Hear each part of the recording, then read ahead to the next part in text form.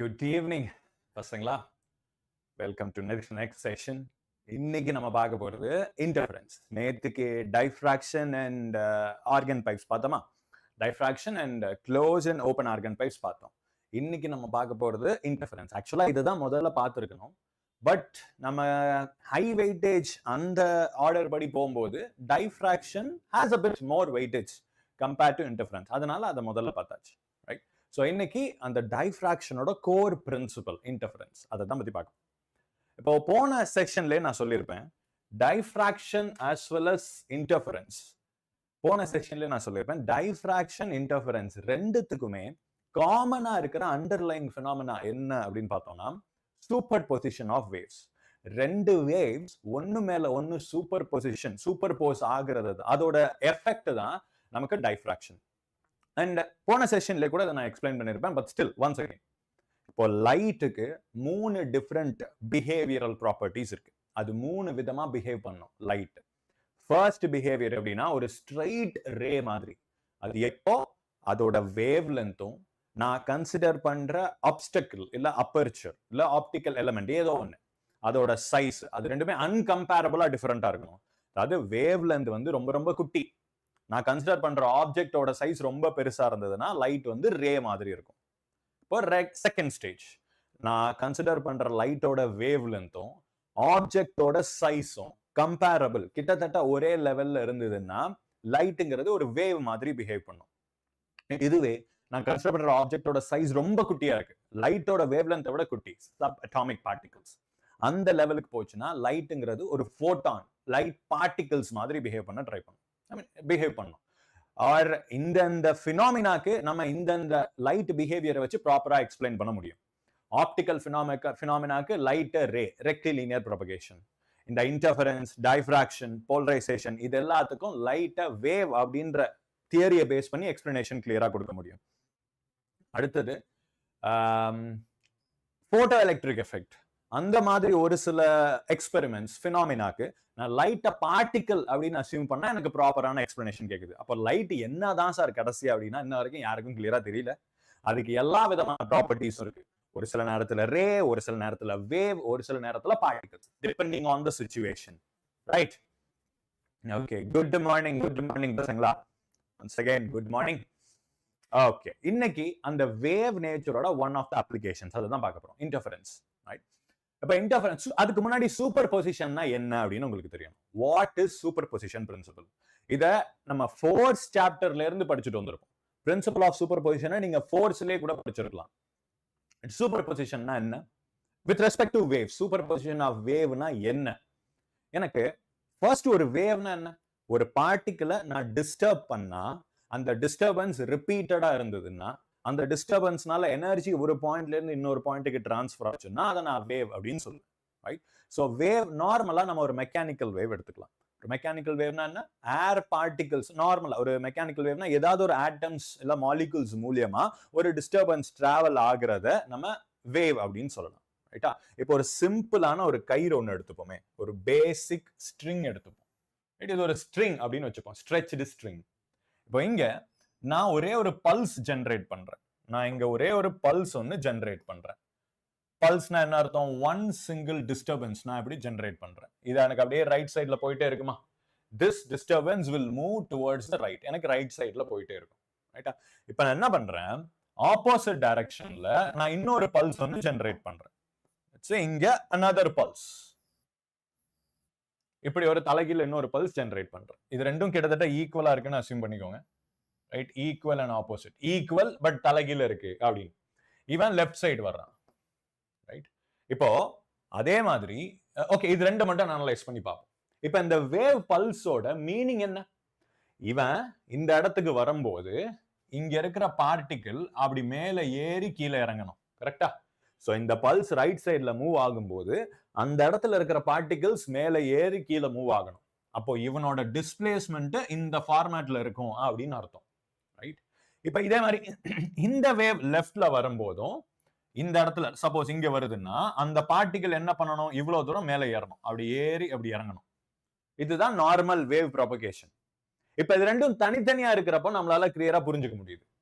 இப்போ ஒன்னா ஒரே சமயத்துல ஒரே கைத்துல இது நான் ரெண்டுத்தையும் கொடுத்தேன்னா என்ன நடக்கும்? ஒரே நேரத்துல நான் இது ரெண்டுத்தையும் கொடுத்தேன்னா, சோ லெட்ஸ் சே இது ரெண்டுத்தையும் நான் கம்பைன் பண்றேன்னு அர்த்தம். நான் மேல ஃபார்வர்ட்ல இங்க ஒரு வேவ் கொடுக்குறேன், இங்க டவுன்வர்ட்ஸ்ல இப்படி ஒரு வேவ். சோ ரெண்டு வேவ் நான் கொடுத்துருக்கேன், இங்க ஒண்ணு அப்படின்னு வச்சுப்போம். ரெண்டு வேவ்ஸ். அது ரெண்டும் எனக்கு ஃபைனலா ஒரு பாயிண்ட்டுக்கு வரும்போது ரிசல்ட் எப்படி இருக்கும்? அந்த ஒரு பார்ட்டிக்குல மேல இருக்கிற வேவ் மேல பிடிச்சு இழுக்கிறான், கீழே இருக்கிற வேவ் கீழே பிடிச்சு இழுக்கிறான். அப்ப அவன் எந்த இடத்துல நவருவான்? யோசிச்சு பாருங்க. What will be the resultant displacement of the particle? இப்ப என்னைய ரெண்டு சைட்ல ரெண்டு பேர் பிடிச்சு ஈக்குவல் ஃபோர்ஸ்ல கையில பிடிச்சு இழுக்கிறாங்க. So what will be the resultant displacement?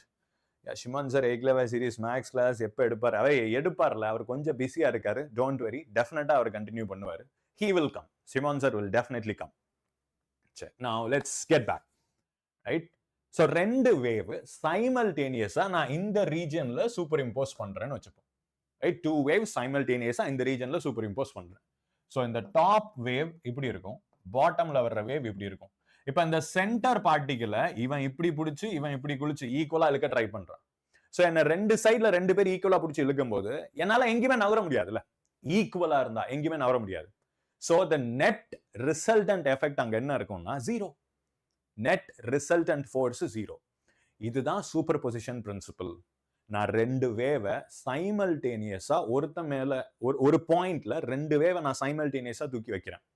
அப்ப அதோட ரிசல்ட் எனக்கு எப்படி தெரியணும்? நான் ரிசல்ட் எப்படி கண்டுபிடிப்பேன்? அந்த இடத்துல வர்ற ரிசல்ட் எப்படி இருக்கும்னா, கீழே இருக்கிறவன் இல்லாதப்போ மேல எப்படி இருக்கும்?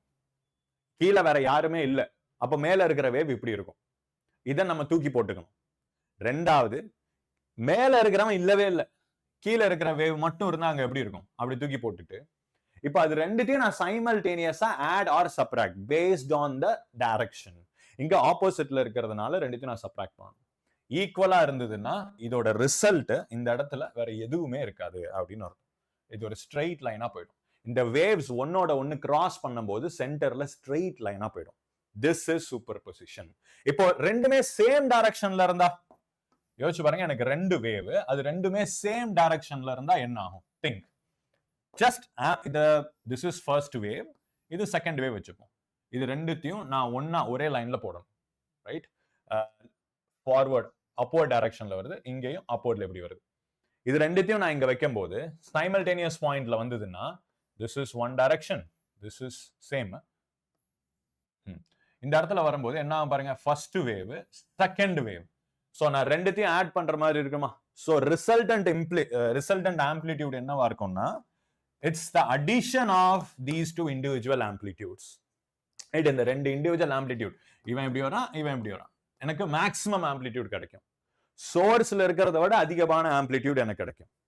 ரைட்? டிஃபரன்ஸ் புரியுதா? இதுதான் நம்ம இன்டர்ஃபரன்ஸ்ல பார்க்க போறோம்.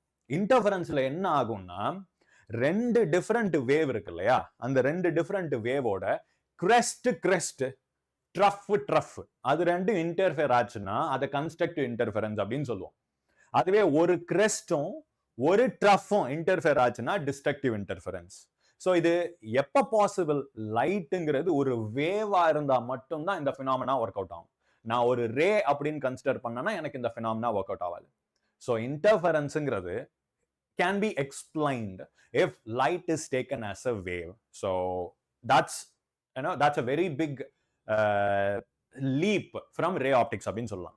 ரே ஆப்டிக்ஸ்ல அது ஒரு ஸ்ட்ரெயிட் ரே, அவ்வளவுதான், பெண்டெல்லாம் ஆகவே ஆகாது. இங்க வேவா இருக்கிறதுனால தான் அது பெண்ட் ஆகுது, அதனால தான் எனக்கு இந்த மாதிரி பேட்டர்ன்ஸ் எல்லாம் கிடைக்குது. ரைட்? சோ அப்ப இத பத்தின mathematical details. So conceptually this is superposition. இதுதான் பேசிக் கான்செப்சுவல் சூப்பர் பொசிஷன். இப்போ அடுத்தது Young's double-slit experiment, YDSE, போன கிளாஸ்ல சொல்லிருப்பேன். This is an experiment to visually represent the redistribution of energy. So interferenceல எனக்கு என்ன நடக்குது? எனர்ஜி ரீடிஸ்ட்ரிபியூட் ஆகுது. ரெண்டு வேவ்ல இருந்து வர்ற energy bright fringe and dark fringe அப்படின்னு ரீடிஸ்ட்ரிபியூட் ஆகுது. பிரைட் ஃப்ரிஞ்சில் என்ன நடக்குது? வாட் இஸ் பிரைட் ஃப்ரிஞ்ச் அப்படின்னா, எனக்கு டார்க் ஃப்ரிஞ்சில் இருக்கக்கூடிய எனர்ஜி அப்படியே பிரைட் ஃப்ரிஞ்சில் சூப்பர் போஸ் ஆகுது, எனக்கு ரீடிஸ்ட்ரிபியூட் ஆகுது. இப்ப இன்டர்ஃபரன்ஸோட ப்ராப்பர் டெஃபினேஷன் யாராவது கேட்டாங்கன்னா என்ன அர்த்தம்? What is the proper definition? It's just redistribution of energy. இன்டர்ஃபரன்ஸ்ல நமக்கு என்ன ரிசல்ட் நடக்குதுன்னா எனர்ஜி ரீடிஸ்ட்ரிபியூட் ஆகுது. யூனிஃபார்மா இருக்க வேண்டிய எனர்ஜி எனக்கு பிரைட் ஃப்ரிஞ்சில் அதிகமாகவும் டார்க் ஃப்ரிஞ்சில் கம்மியாகவும் ரீடிஸ்ட்ரிபியூட் ஆகுது. Right, that is interference. அது எப்படி நடக்குது அப்படின்றதான் பார்க்க போறோம். ஸோ ஃபர்ஸ்ட் அதுக்கு முன்னாடி ஒரு சில ப்ரீ ரெக்வசிட்ஸ். இன்டர்ஃபரன்ஸ் நடக்கணும்னா சும்மா எல்லா லைட்லயும் நம்மளால இன்டர்ஃபரன்ஸ் பண்ணிட முடியாது. அஃப்கோர்ஸ் இன்டர்ஃபரன்ஸ் நடக்கும், பட் நம்மளால அதை பார்க்க முடியாது. எந்த ஒரு லைட்டா இருந்தாலும் இன்டர்ஃபரன்ஸ் நடக்கும், பட் நம்மளால அதை தெளிவா பார்க்க முடியாது. நம்ம கிளியரா நம்ம நேக்கட் ஐல இன்டர்ஃபரன்ஸ் பேட்டர்னை பார்க்கணும்னா ஒரு சில ப்ரீ ரெக்வசிட்ஸ் வேணும். First thing, coherent sources. So light source எனக்கு கொஹரண்டா இருக்கணும். கொஹரண்ட் அப்படின்னா மீனிங் என்னன்னா, லைட்டோட எல்லா ப்ராப்பர்ட்டிஸும், நாட் எவ்ரி திங், பட் ஒரு சில க்ரூஷியல் ப்ராப்பர்ட்டிஸ் எனக்கு சேமா இருக்கணும். என்ன? வேவ் லென்த் சேமா இருக்கணும், அதோட ஃப்ரீக்வன்சி சேமா இருக்கணும், அதோட முக்கியமான பாயிண்ட் அதோட ஃபேஸ். ரெண்டு டிஃப்ரெண்ட் சோர்ஸை நான் கன்சிடர் பண்றேன்னா அந்த ரெண்டு டிஃப்ரெண்ட் சோர்ஸோட ஃபேஸ் அப்படின்ற குவான்டிட்டி சேமா இருக்கணும். சரி, ஃபேஸ்னா என்ன? ஃபேஸ் அப்படின்ற வார்த்தைக்கு அர்த்தம் என்னன்னா, அந்த பார்ட்டிகிள், அதாவது இந்த இடத்துல நான் எந்த வேவை கன்சிடர் பண்ண, பார்ட்டிகல்னு அவசியம் கிடையாது. நார்மலா ஒரு மெக்கானிக்கல் வேவ் இல்ல ஒரு நார்மல் ஸ்ட்ரிங்ல இருக்கிற வேவுக்கு நம்ம பார்ட்டிகல் அப்படின்ற வார்த்தை யூஸ் பண்ணுவோம். பட் ஃபேஸ்ங்கிற வார்த்தை is common for all waves. Right, point என்னன்னா, எனக்கு ஒரு டிஸ்பிளேஸ்மெண்ட் சேம் பொசிஷன்ல சேம் டைரக்ஷன்ல இருக்குன்னா அந்த ரெண்டு வேவ்ஸையும் நான் சேம் ஃபேஸ் அப்படின்னு நான் சொல்லலாம். சேம் ஃபேஸ் அப்படின்னா two different positions in a wave that are in the same state of motion. அது ஒரே டிஸ்பிளேஸ்மெண்ட்ல ஒரே டைரக்ஷன்ல இருந்ததுன்னா அதை நம்ம சேம் ஃபேஸ் அப்படின்னு சொல்லலாம். எக்ஸாம்பிளுக்கு இந்த மூணு வேவ்ஸை கன்சிடர் பண்ணிக்கலாம். ரைட், இது முதல் வேவ், இது ரெண்டாவது வேவ், இது மூணாவது வேவ். ரைட், இப்ப இதுல இந்த ஃபர்ஸ்ட் அண்ட் செகண்ட் எனக்கு சேம் ஃபேஸ்ல இருக்கு அப்படின்னு அர்த்தம். மீனிங் என்ன? அதோட கரஸ்பாண்டிங் பாயிண்ட்ஸ் எல்லாம் சேம் ஸ்டேட் ஆஃப் வைப்ரேஷன்ல இருக்கா. ரைட், இவன் ஜீரோல இருக்கும்போது இவன் ஜீரோல இருக்கான், இவன் பீக்ல இருக்கும்போது இவனும் பீக்ல இருக்கான், ஸோ இவன் பாட்டம்ல இருக்கும்போது இவனும் பாட்டம்ல இருக்கான். அப்போ 1 and 2 எனக்கு சேம் ஃபேஸ்ல இருக்கு அப்படின்னு அர்த்தம். ஒன்னு சேம் ஃபேஸ்ல இருக்கணும், இல்லைன்னா இன்னொரு வார்த்தை சொல்லுவாங்க கான்ஸ்டன்ட் ஃபேஸ் டிஃபரன்ஸ்ல இருக்கணும் அப்படின்னு. கான்ஸ்டன்ட் ஃபேஸ் டிஃபரன்ஸ்ன்ற வார்த்தைக்கு மீனிங் என்ன? இவங்க ரெண்டு பேரும் இங்கதான் ஸ்டார்ட் ஆகுறாங்க அப்படின்னு நான் சொன்னேன்னா that is same phase. Constant phase டிஃபரன்ஸ்னா இந்த ரெண்டு வேவ்ல ஒருத்தன் கொஞ்சம் முன்ன பின்ன ஆரம்பிக்கலாம், ஒன்னும் பிரச்சனையே கிடையாது. பட் முன்ன பின்ன ஆரம்பிச்சாலும் அவங்களுக்குள்ள இருக்கிற ஃபேஸ் டிஃபரன்ஸ் சேஞ்ச் ஆகவே கூடாது. அந்த டிஃபரன்ஸ் வந்து கான்ஸ்டன்டா மெயின்டைன் ஆகிக்கிட்டே இருக்கணும். ரைட், இப்போ இந்த 1ஐயும் 3ஐயும் பார்த்தோம்னா ரெண்டு பேரும் சேம் ஃபேஸ்ல இருக்காங்களான்னு கேட்டா இல்ல.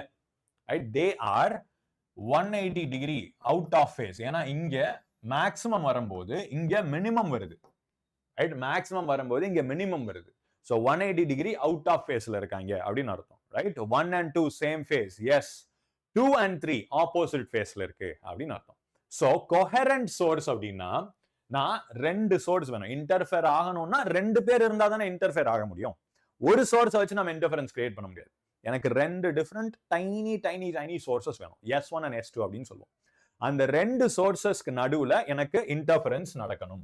இப்ப அந்த சோர்சஸோட நேச்சர் எப்படி இருக்குன்னு பாருங்க. Must be coherent. கோஹரண்ட்னா same frequency. They should have the same frequency. ஆப்வியஸா அது ரெண்டோட வேவ் லென்த் சேமா தான் இருக்கும். சேம் ஃப்ரீக்வன்சி அப்படின்னும் போது they will have the same wavelength. அடுத்தது constant phase difference. So constant phase difference எனக்கு லைட்டை பொறுத்த வரைக்கும் ரெண்டு டிஃபரெண்ட் சோர்ஸுக்கு கான்ஸ்டன்ட் ஃபேஸ் டிஃபரன்ஸ் வேணும்னா ரெண்டு தனித்தனி சோர்ஸ்ல இருந்து என்னால உருவாக்க முடியாது. ரைட், ரெண்டு தனித்தனி சோர்ஸ், ரெண்டு பல்பு தனித்தனி பல்பை நான் எடுத்தேன்னா அவங்க ரெண்டு பேரும் they'll have their own phases. அந்த ஃபேஸ் வந்து மாறிட்டே இருக்கும், நம்மளால கான்ஸ்டன்டா மெயின்டைன் பண்ண முடியாது. அதனால நான் என்ன பண்ணுவேன்னா ஒரு சோர்ஸ் எடுத்துட்டு அந்த ஒரு சோர்ஸையே ரெண்டா பிரிச்சு ரெண்டு சோர்ஸா நான் உருவாக்குவேன். சிம்பிள். ஒரு டப்பால ஒரு பல்பை போட்டு அடைச்சிட்டு ரெண்டு ஓட்டையை போட்டு விட்டா முடிஞ்சு போச்சு. That is two sources. Yes, நம்ம மல்டிபிள் வேவ்ஸ் கூட interfere possible. More than 2 waves definitely they can interfere. But அந்த இன்டர்ஃபரன்ஸ் பேட்டர்ன் வந்து காம்ப்ளிகேட்டடா போகும்.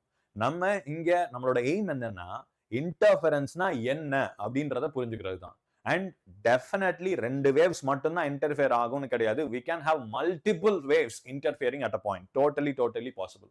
பட் அந்த pattern will be a bit more complicated. நம்மளால அந்த பேட்டர்னை சிம்பிள் மேத்தமேட்டிக்ஸ் யூஸ் பண்ணி எக்ஸ்பிளைன் பண்ண முடியாது. It needs complicated mathematics. அதை நீங்க மேபி இன்ஜினியரிங் ஜாயின் பண்ணதுக்கு அப்புறம் அங்கே நீங்க படிக்கலாம். Now let's get back. So derived from a single source. அதோட மீனிங் என்னன்னா, நான் ரெண்டு டிஃபரெண்ட் சோர்ஸ் தனித்தனியா எடுத்தேன்னா அவங்க ரெண்டு பேரும் கோஹரண்ட் லைட் கொடுக்க மாட்டாங்க.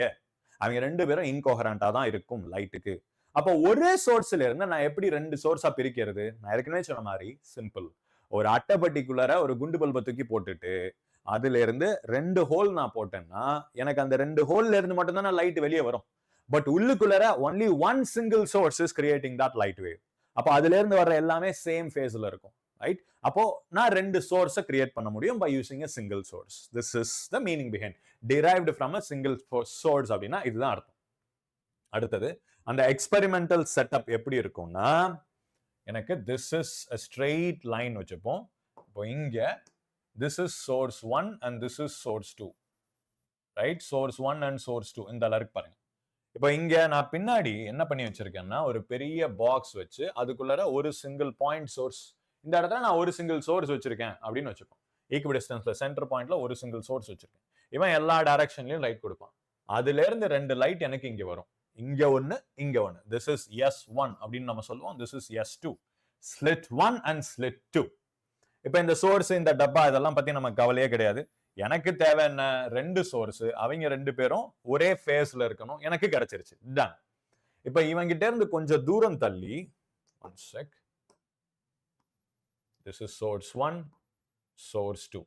இப்போ இவங்க கிட்ட இருந்து கொஞ்சம் தூரம் தள்ளி எனக்கு ஒரு ஸ்கிரீன் ஒன்னு இருக்கும். இங்க ஒரு பெரிய ஸ்கிரீன். இந்த டிஸ்டன்ஸ் எவ்வளவு இருக்கும்னு பார்த்தா நம்ம கேபிட்டல் டி தான் இந்த டிஸ்டன்ஸ் அப்படின்றதுக்கு ரெப்ரசென்ட் பண்றதுக்கு யூஸ் பண்றது. சோர்ஸுக்கும் ஸ்கிரீனுக்கும் நடுவுல இருக்கிற டிஸ்டன்ஸ் இஸ் கேபிட்டல் டி. இந்த ரெண்டு சோர்ஸுக்கு நடுவுல இருக்கிற டிஸ்டன்ஸ் ஸ்மால் டி. இந்த நோட்டேஷன்ஸை நீங்க மறந்துடக்கூடாது. ஸ்கிரீனுக்கும் ஸ்லிட்டுக்கும் நடுவுல இருக்கிறது கேபிட்டல் டி, ரெண்டு ஸ்லிட்ஸ்க்கு நடுவுல இருக்கிறது ஸ்மால் டி. இந்த நோட்டேஷன் ஸ்டாண்டர்ட், இதுல நீங்க எந்த சேஞ்சஸும் கொண்டு வரக்கூடாது. So, D is the distance between the two slits. அதுதான் இந்த distance. D is the distance between the two slits. அடுத்து capital D is the distance between the slit plane and the screen. So, இந்த ஸ்லிட்டுக்கான plane, இந்த slit planeக்கும் இந்த ஸ்கிரீனுக்கும் நடுவுல இருக்கிற distance capital D. யூசுவலா நம்ம ஒரு assumption போடுவோம். என்னன்னா, ஸ்கிரீனுக்கும் ஸ்லிட்டுக்கும் இருக்கிற difference is much greater than small d. Capital D is much greater than small d. ஏன்னா இந்த ரெண்டு சோர்ஸ் இருக்கு இல்லையா, ரியல் வேர்ல்ட்ல இது ரொம்ப பக்கத்துல போட்டிருப்போம். இங்க this is a very big exaggeration. இவ்வளவு தூரமா இருக்காது, அது மில்லி மீட்டர் கணக்கில் தான் இருக்கும் difference between the two slits. அது எவ்வளோ பக்கத்துல இருக்கோ அவ்வளோக்கெல்லாம் எனக்கு இன்டர்ஃபரன்ஸ் பேட்டர்ன் கிளியரா இருக்கும். நான் அந்த தூரமா அதிகமாகிட்டே போனேன்னா, ரெண்டு ஸ்லிட்டுக்கு நடுவுல இருக்கிற கேப் அதிகப்படுத்திட்டே போனேன்னா எனக்கு லைட்ல இன்டர்ஃபரன்ஸ் அவ்வளோ ஈஸியா இருக்காது. It's going to be a bit harder. அதனால நான் அந்த ரெண்டு ஸ்லிட்டுக்கு நடுவுல இருக்கிற டிஸ்டன்ஸ் எவ்வளோ மினிமைஸ் பண்ண முடியுமா பண்ணணும். பட் அதுக்கும் ஒரு லிமிட் இருக்குல்ல. சோ இங்க நான் பெருசா போட்டிருக்கிறதுக்கான காரணம் for you to understand, அவ்வளவுதான், நமக்கு புரியணும் அப்படின்றதுக்காக. பட் ரியல் வேர்ல்ட்ல this gap is like really small. அதுதான் இந்த assumption. D is much greater than D. எதுக்குன்னா நமக்கு ப்ராப்ளம்ஸும் formula will be like much simplified. அடுத்து wavelength of monochromatic. இது ரொம்ப இம்பார்ட்டன்ட் பசங்களா. பாலிக்ரோமேட்டிக்லயும் இன்டர்ஃபரன்ஸ் வரும். பட் அந்த பாலிக்ரோமேட்டிக்னா ஒயிட் லைட், நம்ம ஒயிட் லைட்லயும் இன்டர்ஃபரன்ஸ் பேட்டர்ன் கிளியரா உருவாக்கலாம். பட் அந்த இன்டர்ஃபரன்ஸ் பேட்டர்ன் எகைன் காம்ப்ளிகேட்டடா இருக்கும். நம்மளோட எய்ம் இந்த எக்ஸ்பெரிமெண்ட்ல என்ன, ஒரு கிளியர் கட் இன்டர்ஃபரன்ஸ் எனக்கு கிடைக்கணும். அதுக்கு best possible option monochromatic, one single colour, ஒரே ஒரு வேவ்லென்த் இருக்கிற மாதிரி மோனோக்ரோமேட்டிக் லைட் ஏதாவது நான் எடுத்துக்கிட்டேன்னா I'll get a clear interference pattern. So interference pattern, interference அப்படின்னு திருப்பி சொல்லிட்டு இருக்கோம். அந்த பேட்டர்ன்னா என்ன, what is interference, அது எப்படி இருக்கும்? Alternate bright and dark fringes, right? The diagram will look like this. இந்த அளவுக்கு பாருங்க. This is the actual interference. Interferenceனா இதுதான். எனக்கு ஒரு சோர்ஸ் இருக்கா, இதுதான் எனக்கு ஒரு லைட் பல்புன்னு வச்சுப்போம். அங்க இருந்து நான் ஒரு ஸ்கிரீன் போட்டு ரெண்டு ஹோல் போட்டிருக்கேன். This is slit 1 and this is slit 2 அப்படின்னு சொல்லுவோம். எகைன் நான் சொல்றேன், இந்த கேப்ங்கிறது எக்ஸாஜரேஷன். ரியல் வேர்ல்ட்ல இந்த கேப் ரொம்ப குட்டியா இருக்கும். This is a very big exaggeration. இங்கிட்ட இருந்து நான் ஸ்கிரீன் இங்க வச்சிருக்கேன். இப்ப நம்ம ஹைஜன்ஸ் பிரின்சிபல் படிச்சிருப்போம் இல்லையா, ஹைஜன்ஸ் பிரின்சிபல் படி இங்க இருக்கிற பாயிண்ட் ஒரு சோர்ஸ் மாதிரி, இங்க சோர்ஸ் எதுவுமே இல்ல, லைட் இங்க இருந்து மட்டும் தான் வெளியே வருது, இது வெறும் வாட்டர். பட் நம்ம ஒரு வேவ் ஃப்ரண்ட்ல இருக்கிற எந்த பாயிண்டா இருந்தாலும் அதை நான் சோர்ஸ்னு கன்சிடர் பண்ணிக்கலாமா ஹைஜன்ஸ் பிரின்சிபல் படி. அப்போ இங்க இருந்து எனக்கு சோர்சஸ் ஜெனரேட் ஆகுது. இந்த பாயிண்ட்ல இருந்து இதை நீங்க ஃபாலோ பண்ணீங்கன்னா தெரியும். This is the first wave front, இது அடுத்த வேவ் ஃப்ரண்ட். தெரியுதா? இந்த இடத்துல இருந்து எனக்கு ஸ்பெரிக்கல் வேவ்ஸ் ஜெனரேட் ஆயிட்டு போயிட்டே இருக்கும். அதே மாதிரி இந்த பாயிண்ட்ல இருந்து I'll have spherical waves. So இந்த ரெண்டு ஹோல்ஸுமே, ரெண்டு ஸ்லிட்டுமே சோர்சஸ் ஆஃப் லைட் மாதிரி எனக்கு ஆக்ட் ஆகும். Right? So this is experimental setup. And இங்க பார்த்தோம்னா பாயிண்ட் B எனக்கு கன்ஸ்ட்ரக்டிவ் இன்டர்ஃபரன்ஸ். ரெண்டு ஸ்லிட்டுக்கு நடுவுல இருக்கிற சென்டர் லைன்ல எனக்கு பிரைட் ஃப்ரிஞ்ச் கிடைக்கும். அதுக்கு மேல டார்க், அதுக்கு மேல bright. So bright and dark fringes எனக்கு மாத்தி மாத்தி தெரியும். சிம்பிளா நான் ஒரு பல்பை ஒரு அட்டைப்பொட்டியில போட்டு அதுல ரெண்டு ஓட்டை பக்கத்துல போட்டேன். கொஞ்சம் தூரமா தள்ளி நான் ஒரு பேப்பர் வச்சு பார்த்தேன்னா, ஒரு டார்க்கான ரூம்ல ஒரு பேப்பரை வச்சு பிடிச்சி பார்த்தேன்னா, எனக்கு அந்த பேப்பர்ல ஏணிப்படி மாதிரி லைட்டு டார்க்கு லைட்டு டார்க்குன்னு பேண்டா தெரியும். நான் உள்ளுக்குள்ள மஞ்சள் கலர் லைட் வச்சிருக்கேன்னு எடுத்துப்போம். எனக்கு மஞ்சள் கலர் லைட்டு ஒரு பட்டை பேண்டு, ரிப்பன் பேண்டு மாதிரி தெரியும். அதுக்கு மேல பிளாக், ஸோ எல்லோ பிளாக் அப்படியே வரிசையா பட்டையா தெரியும். அதுக்கு பேர் தான் ஃப்ரிஞ்ச் அப்படின்னு சொல்லுவோம். இந்த ஒரு பட்டை இருக்குல்ல, அவனுக்கு பேரு தான் நம்ம ஃப்ரிஞ்சு அப்படின்னுவோம். இல்ல டெக்னிக்கலா இது பிரைட் ஃப்ரிஞ்ச், இதை டார்க் ஃப்ரிஞ்ச் அப்படின்னு சொல்லுவோம். இங்க என்ன நடக்குதுன்னா, இங்க இருக்கிற லைட்டு இங்க போய் விழுந்திருக்கு, அவ்வளவுதான், வேற எதுவுமே இல்லை. ரைட்? மேலையும் கீழே இருக்கிற, அதாவது இந்த டார்க்ல இருக்கிற லைட் இருக்குல்ல, அது ரெண்டா பிரிஞ்சு பாதி மேல போயிருக்கு, பாதி கீழே போயிருக்கு. அதே மாதிரி இங்கிட்ட ஒரு டார்க் இருக்கும்ல, அவனோடது பாதி இங்க வந்திருக்கு, பாதி அங்க போயிருக்கு. So that is interference, redistribution of energy. Right? இப்போ coherent sourceனா எப்படி இருக்கும் பாருங்க. This is coherent. ரெண்டுமே பாருங்க, என்ன நான் 4 வேவ் எடுத்தாலும் 4 வேவ்ல இருக்கிற கரஸ்பாண்டிங் பாயிண்ட்ஸ் எல்லாமே எனக்கு சேம் ஃபேஸ்ல இருக்கா? ரைட்? இது எல்லாமே சேம் ஃபேஸ்ல இருக்கு. இதை coherent அப்படின்னு சொல்லுவோம். இது கண்ணா பின்னான்னு இருக்கு. நான் ஒரு கோடு போட்டு பார்த்தேன்னு வச்சுக்கோங்களேன், இது எங்கேயோ இருக்கு, இது இனிமேதான் ஏற போகுது, இது ஏறி இறங்கிருச்சு, இது சென்டர்ல இருக்கு. So this is clearly not so coherent. இதுதான் கோஹரண்ட் சோர்ஸுக்கும் இன்கோஹரண்ட் சோர்ஸுக்கும் இருக்கிற வித்தியாசம். சேம் ஃபேஸ், மீதி எல்லாமே உங்களால புரிஞ்சுக்க முடியும். ஃப்ரீக்வன்சிங்கிறது உங்களால புரிஞ்சுக்க முடியும், சேம் ஃப்ரீக்வன்சில இருக்கணும், தட்ஸ் ஃபார் ஷுர். பட் அதை தாண்டி சேம் ஃபேஸ்ல இருக்கணும், இல்ல constant phase difference. Same phase இல்ல கான்ஸ்டன்ட் ஃபேஸ் டிஃபரன்ஸ் இருந்தா தட் இஸ் கோஹரண்ட் சோர்ஸ். இப்போ இதோட டயக்ராம், எக்ஸ்பெரிமெண்டல் செட்டப் எப்படி இருக்கும்னு பார்த்துருவோமா? இதே செட்டப்பை இப்ப நம்ம மேனுவலா வரைஞ்சிடலாம். இது எனக்கு ஸ்லிட், இது screen. Right? Slit and screen. இப்ப இந்த ஸ்லிட்ல ரெண்டு சோர்ஸ் நான் பக்கத்துல எடுத்துக்கிறேன். This is source 1, this is source 2. உங்களுக்கு தெரியும்னு நினைக்கிறேன், இல்ல கொஞ்சம் பெருசா போட்டுக்கலாம். This is source 1, this is source 2. Right? இப்போ இங்க என்ன நடக்க போகுதுன்னா, எனக்கு இதுல S1, இது S2, S1 and S2. இப்போ இங்க இருந்து சென்டர்ல நான் ஒரு லைன் எடுத்துக்கிறேன். அந்த சென்டர் லைன்ல சென்டர் லைன் எடுத்தாச்சு. இப்போ இங்க இந்த பாயிண்ட்ல இருந்து ஒரு லைட் வேவ் வருது, இந்த கீழே இருக்கிற பாயிண்ட்ல இருந்து இன்னொரு லைட் வேவ் வருதுன்னு வச்சுப்போம். ரைட்? இங்க இருக்கிற பாயிண்ட்ல இருந்தும் கீழே இருக்கிற பாயிண்ட்ல இருந்தும் எனக்கு 2 லைட் வேவ்ஸ் வருது. இதுதான் எனக்கு ஸ்லிட்டுக்கான பிளேன்னு வச்சுப்போம். இப்போ ஹோல்ஸ் உங்களுக்கு கிளியரா தெரியும்னு நினைக்கிறேன். ரைட்? டன். இப்போ இந்த சென்டர் பாயிண்ட்ல இங்க இருந்து ஒரு லைட் வேவ் வர்றானா, இது வந்து பாயிண்ட் O அப்படின்னு எடுத்துப்போம். திஸ் இஸ் O அப்படின்னு எடுத்துக்கலாம். இங்க இருந்து ஒரு லைட் வர்றான், அதே மாதிரி இங்க இருந்து ஒரு லைட் வர்றான். இப்போ இவங்க ரெண்டு பேரும் இந்த பாயிண்ட் வந்து சேர்றதுக்கு ஒரே டிஸ்டன்ஸ் தானே நவுந்திருக்கணும். The distance traveled by both the light wave is same இல்லையா? ஈக்குவல். அதாவது பாத், இவங்க ரெண்டு பேரும் they have traveled the same path அப்படின்னு சொல்லுவோம் நம்ம. இங்க S1 ல இருந்து Oக்கும் S2 ல இருந்து Oக்கும் they have traveled the same distance, same path. அப்ப பாத் டிஃபரன்ஸ் என்ன அப்படின்னு கேட்டா 0. பாத் டிஃபரன்ஸ்னா என்ன? லிட்டரலா அந்த பேரோட அர்த்தம் தான் பாத் டிஃபரன்ஸ். அது ஒரு ப்ராப்பர் சயின்டிபிக் டேர்ம் தான், பட் அத பேர்ல இருந்தே சொல்லிடலாம். பாத் டிஃபரன்ஸ், பாதையில இருக்கிற வித்தியாசம். ரைட்? ஆரம்பிச்ச புள்ளியில இருந்து டெஸ்டினேஷன் புள்ளிக்கு, ஆரம்பிச்ச இடத்துல இருந்து முடிகிற இடத்துக்கு 2 பேர் வர்ற பாதையோட லென்த் வித்தியாசம். அதை தான் நம்ம பாத் டிஃபரன்ஸ் அப்படின்னு சொல்லுவோம்.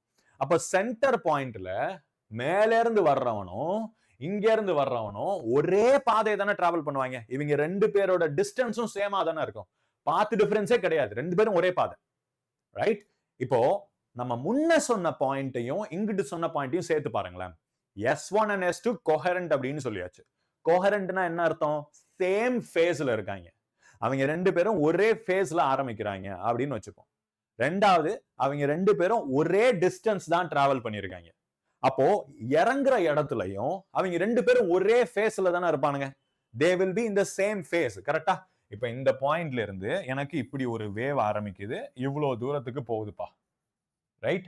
இப்போ இங்க இருந்து இன்னொரு வேவ் அதே மாதிரிதான் ஆரம்பிக்குது. ஏன்னா இது ரெண்டுமே கொஹரண்ட்னு சொல்லியாச்சு. கீழையும் அதே மாதிரிதான் ஆரம்பிக்கணும், மேலதான் ஆரம்பிக்கணும்.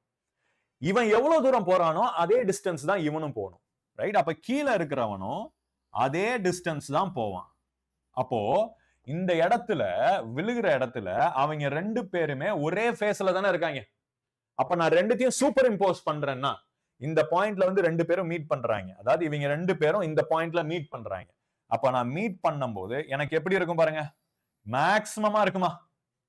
ரைட்? ஆம்பிளிட்யூட் ஆட் ஆகுமா? So this is constructive interference. அதனாலதான் சென்டர் ஸ்பாட்ல இன்டர்ஃபரன்ஸ் எக்ஸ்பெரிமெண்ட்ல எனக்கு பிரைட்டான ஸ்பாட் கிடைக்கும், பிரைட் ஃப்ரிஞ்ச்.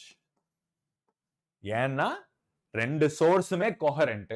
இந்த பாயிண்ட்டுக்கு வரும்போது ரெண்டு பேருமே ஒரே பாதையில தான் வர்றாங்க. ரெண்டு பேருக்கும் பாதை வித்தியாசம் இல்லை, பாத் டிஃபரன்ஸ் இல்லை. அதனால they'll meet at the same phase. ஒரே ஃபேஸ்ல ரெண்டு வேவ் மீட் ஆச்சுன்னா that's called constructive interference. So அவங்களோட ஆம்பிளிட்யூட் அதிகமா இருக்கும். பாருங்க, இங்க என்ன ஒரு ஒரு பியூட்டினா, இந்த சோர்ஸோட ஆம்பிளிட்யூடு இவ்வளவுதான் இருக்கு. ரைட்டா? இவன் தான் ஆம்பிளிட்யூடு. ஆம்பிளிட்யூடுக்கும் பிரைட்னஸ்க்கும் டைரக்ட் ரிலேஷன்ஷிப்.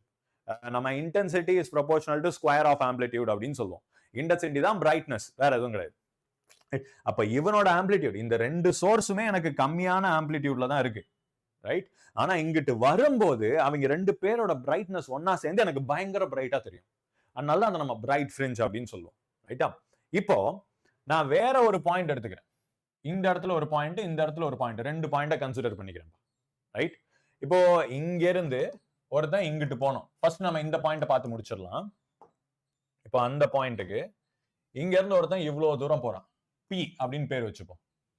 அதே மாதிரி இங்கிட்டு இருந்து ஒருத்தன் இவ்வளவு தூரம் போகணுமா? ரைட்? இப்போ நமக்கு பார்த்தாலே தெரியுது இவங்க ரெண்டு பேரோட பாதை ஒன்னா இல்ல. மேல இருக்கிறவன் கம்மியான பாதை டிராவல் பண்ணிருக்கான், கீழே இருந்து போறவன் கொஞ்சம் அதிகமா எக்ஸ்ட்ரா டிராவல் பண்ணிருக்கானா? புரியுதா? டிஃபரன்ஸ் புரியுதா?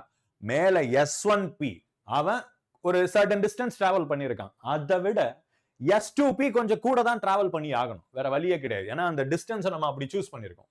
சென்டர் பாயிண்ட்ல இருக்கும் போது ரெண்டு பேரும் ஈக்குவல் டிஸ்டன்ஸ். மேல போனோம்னா S1P விட S2P கொஞ்சோண்டு எக்ஸ்ட்ரா டிராவல் பண்ணியே ஆகணும். ஏன்னா that point is towards the top. ரைட்டா? இப்போ அந்த டிஸ்டன்ஸ் தான், ரெண்டு பேர் டிராவல் பண்ண பாதையில இருக்கிற டிஃபரன்ஸ் தான் நம்ம பாத் டிஃபரன்ஸ் அப்படின்னு சொல்லுவோம். So at point P path difference என்ன வரும்னு பார்த்தா, at point P path difference என்ன வரும்னா S2P மைனஸ் S1P. அதாவது S2P இங்க இருந்து நான் நடந்து போறேன், எவ்வளவு தூரம் டிராவல் பண்ணிருக்கேன்? மைனஸ் இங்க இருந்து S1P அங்க இன்னொருத்தன் நடந்து போறான், அவன் எவ்வளவு தூரம் டிராவல் பண்ணிருக்கான்? ரெண்டுத்தையும் சப்ராக்ட் பண்ணா நான் நடந்த எக்ஸ்ட்ரா டிஸ்டன்ஸ் தெரியும்ல. நான் S2ல இருந்து Pக்கு நடந்து போயிருக்கேன், இங்க என் ஃப்ரெண்ட் S1ல இருந்து Pக்கு நடந்து வந்திருக்கான். அப்ப அவனை விட நான் எக்ஸ்ட்ரா எவ்வளவு நடந்திருக்கேன் அப்படின்றதுதான் நம்ம பாத் டிஃபரன்ஸ் அப்படின்னு சொல்றோம். So this is path difference, S2P minus S1P. இப்போ இதை நம்ம மேத்தமேட்டிக்கலா எப்படி சொல்லலாம்? சிம்பிள்.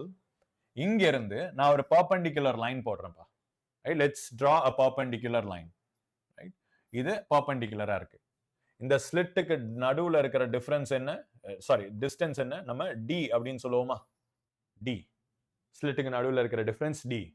இப்போ இந்த பார்ட் தான் பாத் டிஃபரன்ஸ். சரியா? ஏன்னா இதுதான் நமக்கு எக்ஸ்ட்ரா இருக்கிற லென்த், டெல்டா எக்ஸ் அப்படின்னு சொல்லுவோம் பாத் டிஃபரன்ஸ். ஏன் இது பாத் டிஃபரன்ஸ்? ஏன்னா நான் இங்க பெர்பெண்டிகுலர் லைன் போட்டேன்னா இதுவும் எனக்கு ஈக்குவல் ஆயிடுமா? S1P ல இருந்து இந்த இடத்துல நான் வேற ஒரு பேர் கொடுத்துக்கிறேன், AP அப்படின்னு கொடுத்துக்கிறேன்.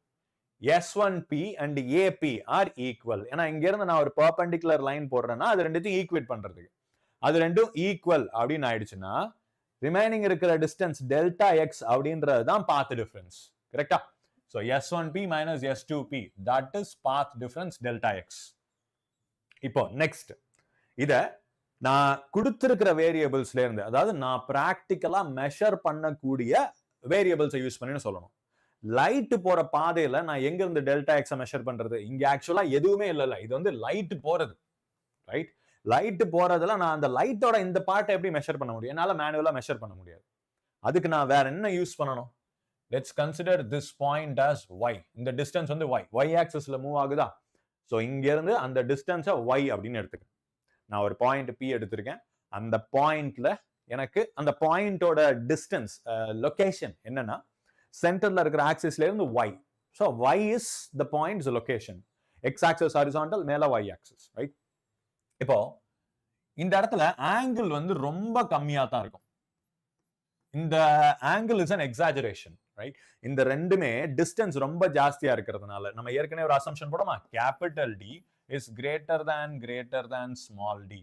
அப்படி அசம்ஷன் போடுறப்போ இந்த மேல பெண்டா இருக்குல்ல, அந்த மேல போயிருக்கிற டர்னிங் வந்து ரொம்ப கம்மியான angle. This theta will be really small. இந்த ஹரிசான்டல் லைனுக்கும் இங்க இருக்கிற லைனுக்கும் இருக்கிற தீட்டா வந்து ரொம்ப கம்மியா தான் இருக்கும். பட் நான் உங்களுக்கு கிளியரா புரியணுன்றதுக்காக அதை பயங்கரமா எக்ஸாஜரேட் பண்ணிருக்கேன். ரியல் வேர்ல்ட்ல பார்த்தோம்னு வைங்களேன், எனக்கு ஸ்லிட் இங்க இருக்கு, ஸ்கிரீன் இங்க இருக்கு, இது ஹரிசான்டல் லைன்னா இந்த லைட் ரே இவ்வளவுதான் பெண்ட் ஆகும், ரைட்? இதுவே அதிகம், ரைட்? இன்னும் கம்மியா தான் பெண்டிங் இருக்கும். இந்த ஆங்கிள் இப்படிதான் இருக்கும், right? This theta will be really small. ஏன்னா இந்த டிஸ்டன்ஸ் ரொம்ப அதிகமா போறதுனால, ரைட்? அதனால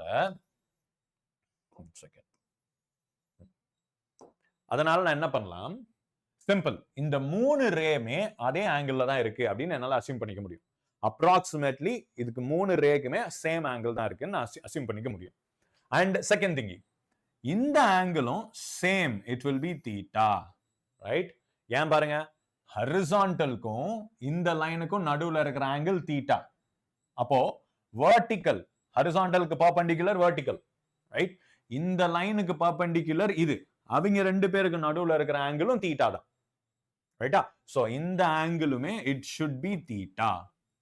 இப்போ டெல்டா எக்ஸ் இந்த குட்டி ட்ரையாங்கிள் பாருங்க, S1 S2a, அந்த குட்டி ட்ரையாங்கிள்ல இந்த ட்ரையாங்கிள் S1 S2a, அந்த ட்ரையாங்கிள்ல எனக்கு sin தீட்டா will be இந்த S1 S2a, அதுல sin theta will be opposite side. இது எனக்கு 90 degree, opposite side by hypotenuse.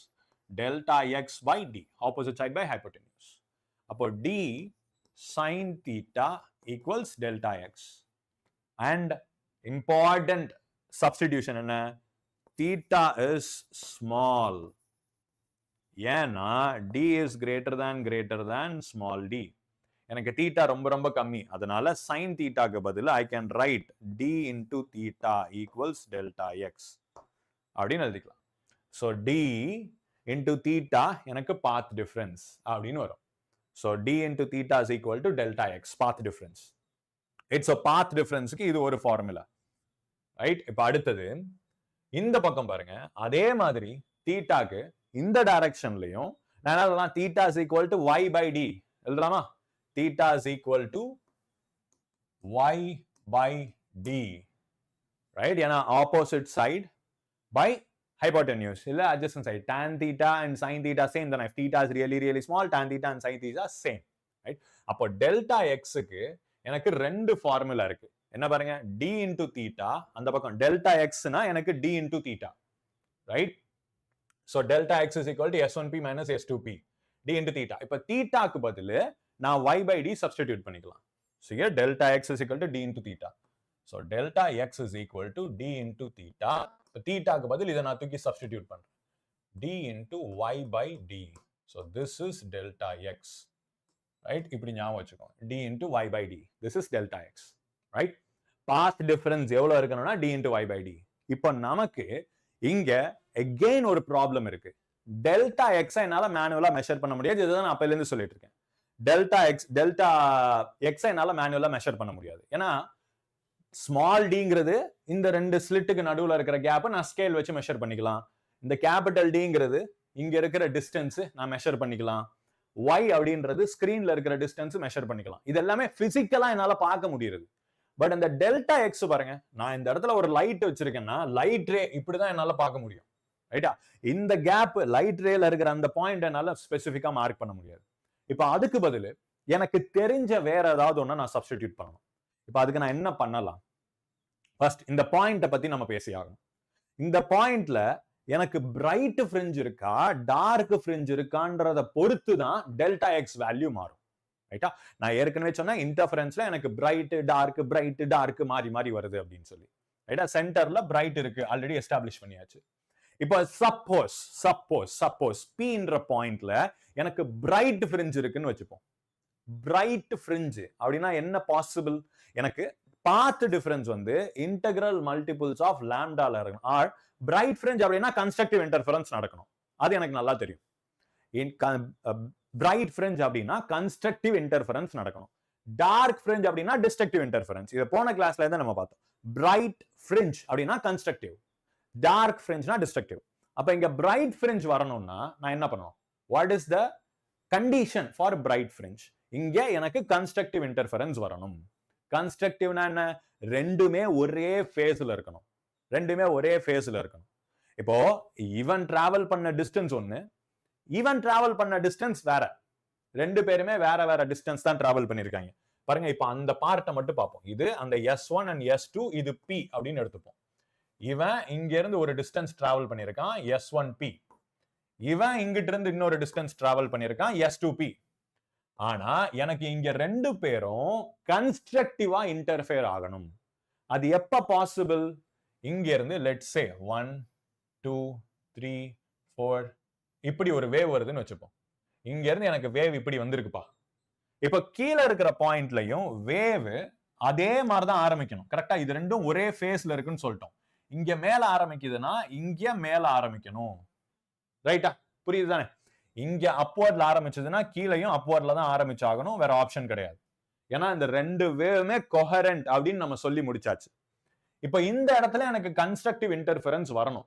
அப்படின்னா என்ன அர்த்தம்? இங்கேயும் இவங்க ரெண்டு பேரும் இதே மாதிரி வரணும். அதாவது இங்க பாருங்க, மேல இருந்து கீழே வந்திருக்கு, அதே மாதிரி இங்கேயும் அப்படி வந்தா மட்டும்தான் அவங்க ரெண்டு பேரும் கன்ஸ்ட்ரக்டிவா இன்டர்ஃபியர் ஆக முடியும். அது எப்ப பாசிபிள்னா, இவனை விட இவன் அதிகமான டிஸ்டன்ஸ் டிராவல் பண்ணிருக்கான். டெஃபினெட்லி அதை நமக்கு பார்த்தாலே தெரியுது. அந்த எக்ஸ்ட்ரா டிஸ்டன்ஸ் இவன் டிராவல் பண்ணிருக்கான் பாத்தீங்களா, அது ஒரு வேவ் லென்த்தா இருக்கணும்.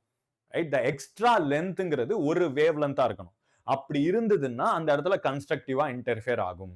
ரைட்? அந்த எக்ஸ்ட்ரா டிஸ்டன்ஸ் தான் நம்ம பாத் டிஃபரன்ஸ் அப்படின்னு நம்ம சொல்றோம். அந்த பாத் டிஃபரன்ஸ் அப்படிங்கிறது ஒரு ஃபுல் வேவ் லென்த்துக்கு ஈக்குவலண்டா இருந்ததுன்னா அந்த இடத்துல அவங்க ரெண்டு பேரும் கன்ஸ்ட்ரக்டிவா இன்டர்ஃபியர் ஆவாங்க. சரியா? சிம்பிள். அதாவது திருப்பி இந்த இடத்துல இருந்து ரெண்டு பாயிண்ட் வச்சுக்கலாம். இது பீன்ற பாயிண்ட் வச்சுக்கலாம். இங்க ஒரு வேவுக்கு பதில் நான் இதை ரெப்ரசென்ட் பண்ணேன். திஸ் இஸ் ஒரு வேவ் அப்படின்னு வச்சுக்கோங்க. சோ 1 2 3 4 இந்த இடத்துல 5 வேவ் வருதுப்பா. ரைட்டா? கரெக்டா எனக்கு 5 வேவ் இருக்கு. 5 வேவ் தள்ளி இங்க ஒருத்தன் அந்த பாயிண்ட் இருக்கு அப்படின்னு வச்சுப்போம். அப்ப இங்க இருந்து அங்க போகும்போது 1 2 3 4 5 6. சோ ஆறாவது வேவ் அங்க வந்ததுன்னா, அதாவது கரெக்டா இந்த கேப் எவ்வளவு இருக்கணும்னா, கரெக்டா அந்த இடத்துல ஆறாவது வேவ் வருதுன்னா ரெண்டு பேரும் கன்ஸ்ட்ரக்டிவா இன்டர்ஃபியர் ஆவாங்க. அப்போ இந்த இடத்துல இருக்கிற எக்ஸ்ட்ரா டிஸ்டன்ஸ் எவ்வளவு இருக்கு பாருங்க. சோ 1 2 3 4 5 1 2 3 4 5. இந்த இடத்துல எக்ஸ்ட்ரா இருக்கிற அந்த டெல்டா எக்ஸ்ங்கிறது என்ன? ஒரு வேவ் லென்த். ரைட்டா? அப்போ பாத் டிஃபரன்ஸ்ங்கிறது எக்ஸாக்டா ரெண்டு பேரை டிராவல் பண்ண பாத டிஃபரன்ஸ் ஒரு முழு வேவ் லென்த்தா இருந்ததுன்னா எனக்கு கன்ஸ்ட்ரக்டிவ் இன்டர்ஃபரன்ஸ் கிடைக்கும். ரைட்? புரிஞ்சுதா? அதே மாதிரி ஒரு முழு வேவ் லென்த்துக்கு மட்டும் தான் பாசிபிள்னா நாட் நெசசரிலி. ரெண்டு full wave length, 3 full wave length, 4 full wave length, அதை தான் நம்ம ஜெனரலா சொல்லுவோம்.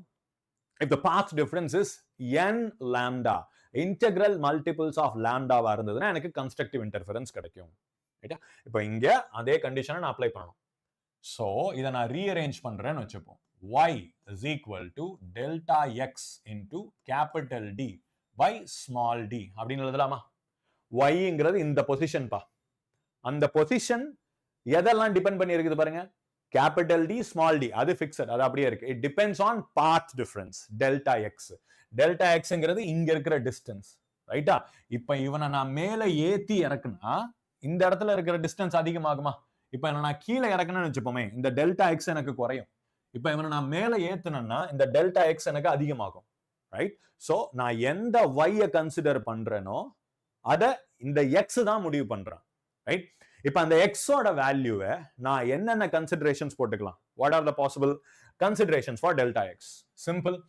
delta x should be integral multiples of n lambda. அப்படி போட்டா இப்போ கண்டிஷன்ஸ்க்கு நம்ம நெக்ஸ்ட் பேஜ் போயிடலாம்.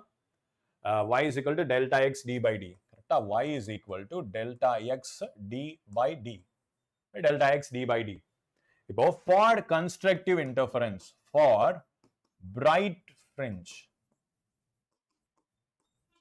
எனக்கு bright fringe வேணும் அப்படின்னா my path difference should be n lambda. n lambda என்ன சொல்ல வரோம்? நீ எத்தனை wavelength வேணா இருந்துட்டு போ, ஆனா அது integral wavelength இருக்கணும். n should be integers. So 1 lambda, 2 lambda, 3 lambda. So ரெண்டு பேருக்கு நடுவுல இருக்கிற பாதையோட டிஃபரன்ஸ் நீங்க வேற வேற பாதையில கூட போய்க்கோங்க. S1 ல இருந்து ஒரு பாயிண்ட்டுக்கு போறான், S2 ல இருந்து ஒரு பாயிண்ட்டுக்கு போறான். அவங்க ரெண்டு பேரும் ஒரே ஃபேஸ்ல ஆரம்பிக்கணும்னு நம்ம சொல்லிட்டோம். ரைட்? ஆனா ரெண்டு பேரும் ஒரே பாயிண்ட்ல முடியணும்னு நம்ம சொல்லியாச்சு. ஒரே ஃபேஸ்ல ஆரம்பிக்கணும், ஒரே பாயிண்ட்ல போயிட்டு மீட் ஆகணும். ஆனா அவங்க ரெண்டு பேரு வேற வேற பாதைக்கு தான் போறாங்க. ஐ மீன் the path traveled is different. வேற வேற பாதையில கூட போய்க்கோங்களே, ஒன்றும் பிரச்சனை இல்லை. ஆனால் உங்க பாதைக்கு நடுவுல இருக்கிற வித்தியாசம் இருக்கு இல்லையா, அது எனக்கு இன்டெகிரல் மல்டிபிள் ஆஃப் வேவ் லென்த்ல இருக்கணும். ஒரு வேவ் லென்த் இல்ல ரெண்டு வேவ் லென்த் இல்ல மூணு முழு வேவ் லென்த்னு இருக்கணும். அரைகுறையா இருக்கக்கூடாது.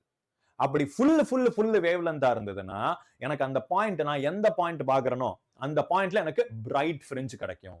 ஏன்னா முழு வேவ் லென்த்தா இருக்கும்போது அவங்க ரெண்டு பேரும் ஒன்னா சூப்பர் இம்போஸ் ஆவாங்க. கிரெஸ்டோட ஏறி உட்காரும், ட்ரஃபோட ஏறி உட்காரும், ஆம்பிளிடியூட் பயங்கரமா எனக்கு இன்க்ரீஸ் ஆகும். This is the constructive interference bright ஃப்ரிஞ்சுக்கான condition. Right? So del X is equal to N lambda. தூக்கி இதில் தலையில போட்டோம்னா y is equal to n lambda d by d. இதுதான் golden equation. This is for bright fringe. Right? n-ங்கிறது will be integers.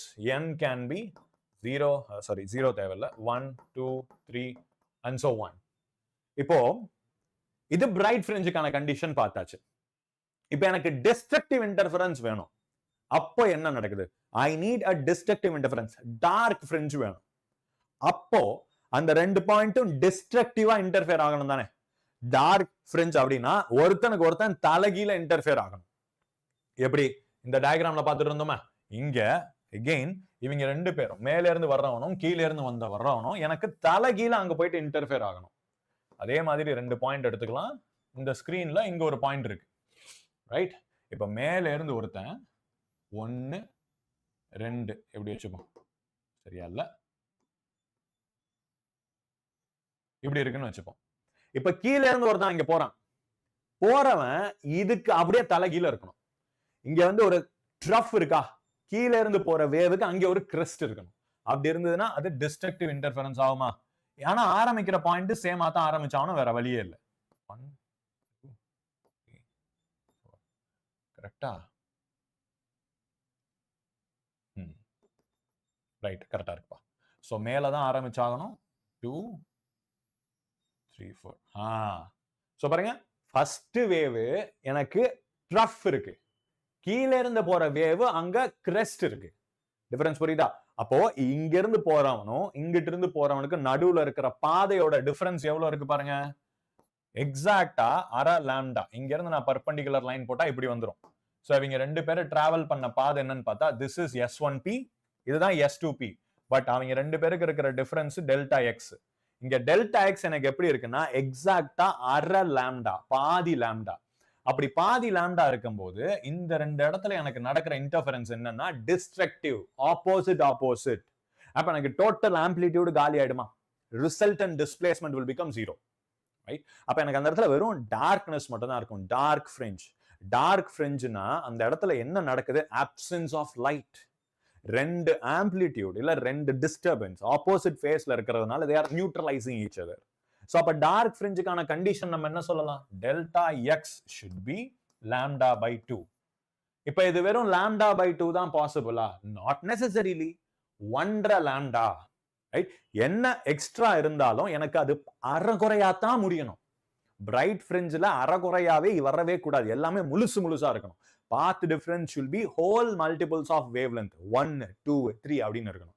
அதே எனக்கு destructive இன்டர்ஃபரன்ஸுக்கு அரைகுறையாத்தான் இருக்கணும். அரை அப்படின்னு இருக்கணும். 1.5 2.5 3.5 4.5 அப்படின்னு இருக்கணும். அதை நம்ம எப்படி மேத்தமேட்டிக்கலா சொல்லலாம்? n என்ன நம்பர் வேணா போட்டுக்கல, ஆனா +1/2 அப்படின்னு வந்துடணுமா? n என்ன நம்பர் வேணாலும் போட்டுக்கலாம். லாம்டா 0 போட்டோம்னா 1/2 லாம்டா, 1 போட்டோம்னா 3/2 1/2 லாம்டா. இல்ல இதை நீங்க வேற மாதிரி கூட சொல்லலாம். 2n + 1 into λ/2. அதாவது LCM எடுத்துட்டு 2 வெளியே எடுத்திருக்கேன். சோ இது இல்ல இது எந்த ஃபார்மேட் வேணாலும் யூஸ் பண்ணிக்கலாம். 2n + 1 λ/2 anything is fine, right? So அப்ப 2n - 1 கூட நீங்க போட்டுக்கலாம். இங்க 2n + 1 போட்டா n can be starting from 0. இதே நான் 2n - 1 போட்டா n 1ல இருந்து ஆரம்பிச்சுக்கலாம். So both are fine. Concept புரிஞ்சுட்டீங்கன்னா போதும். சோ for dark fringe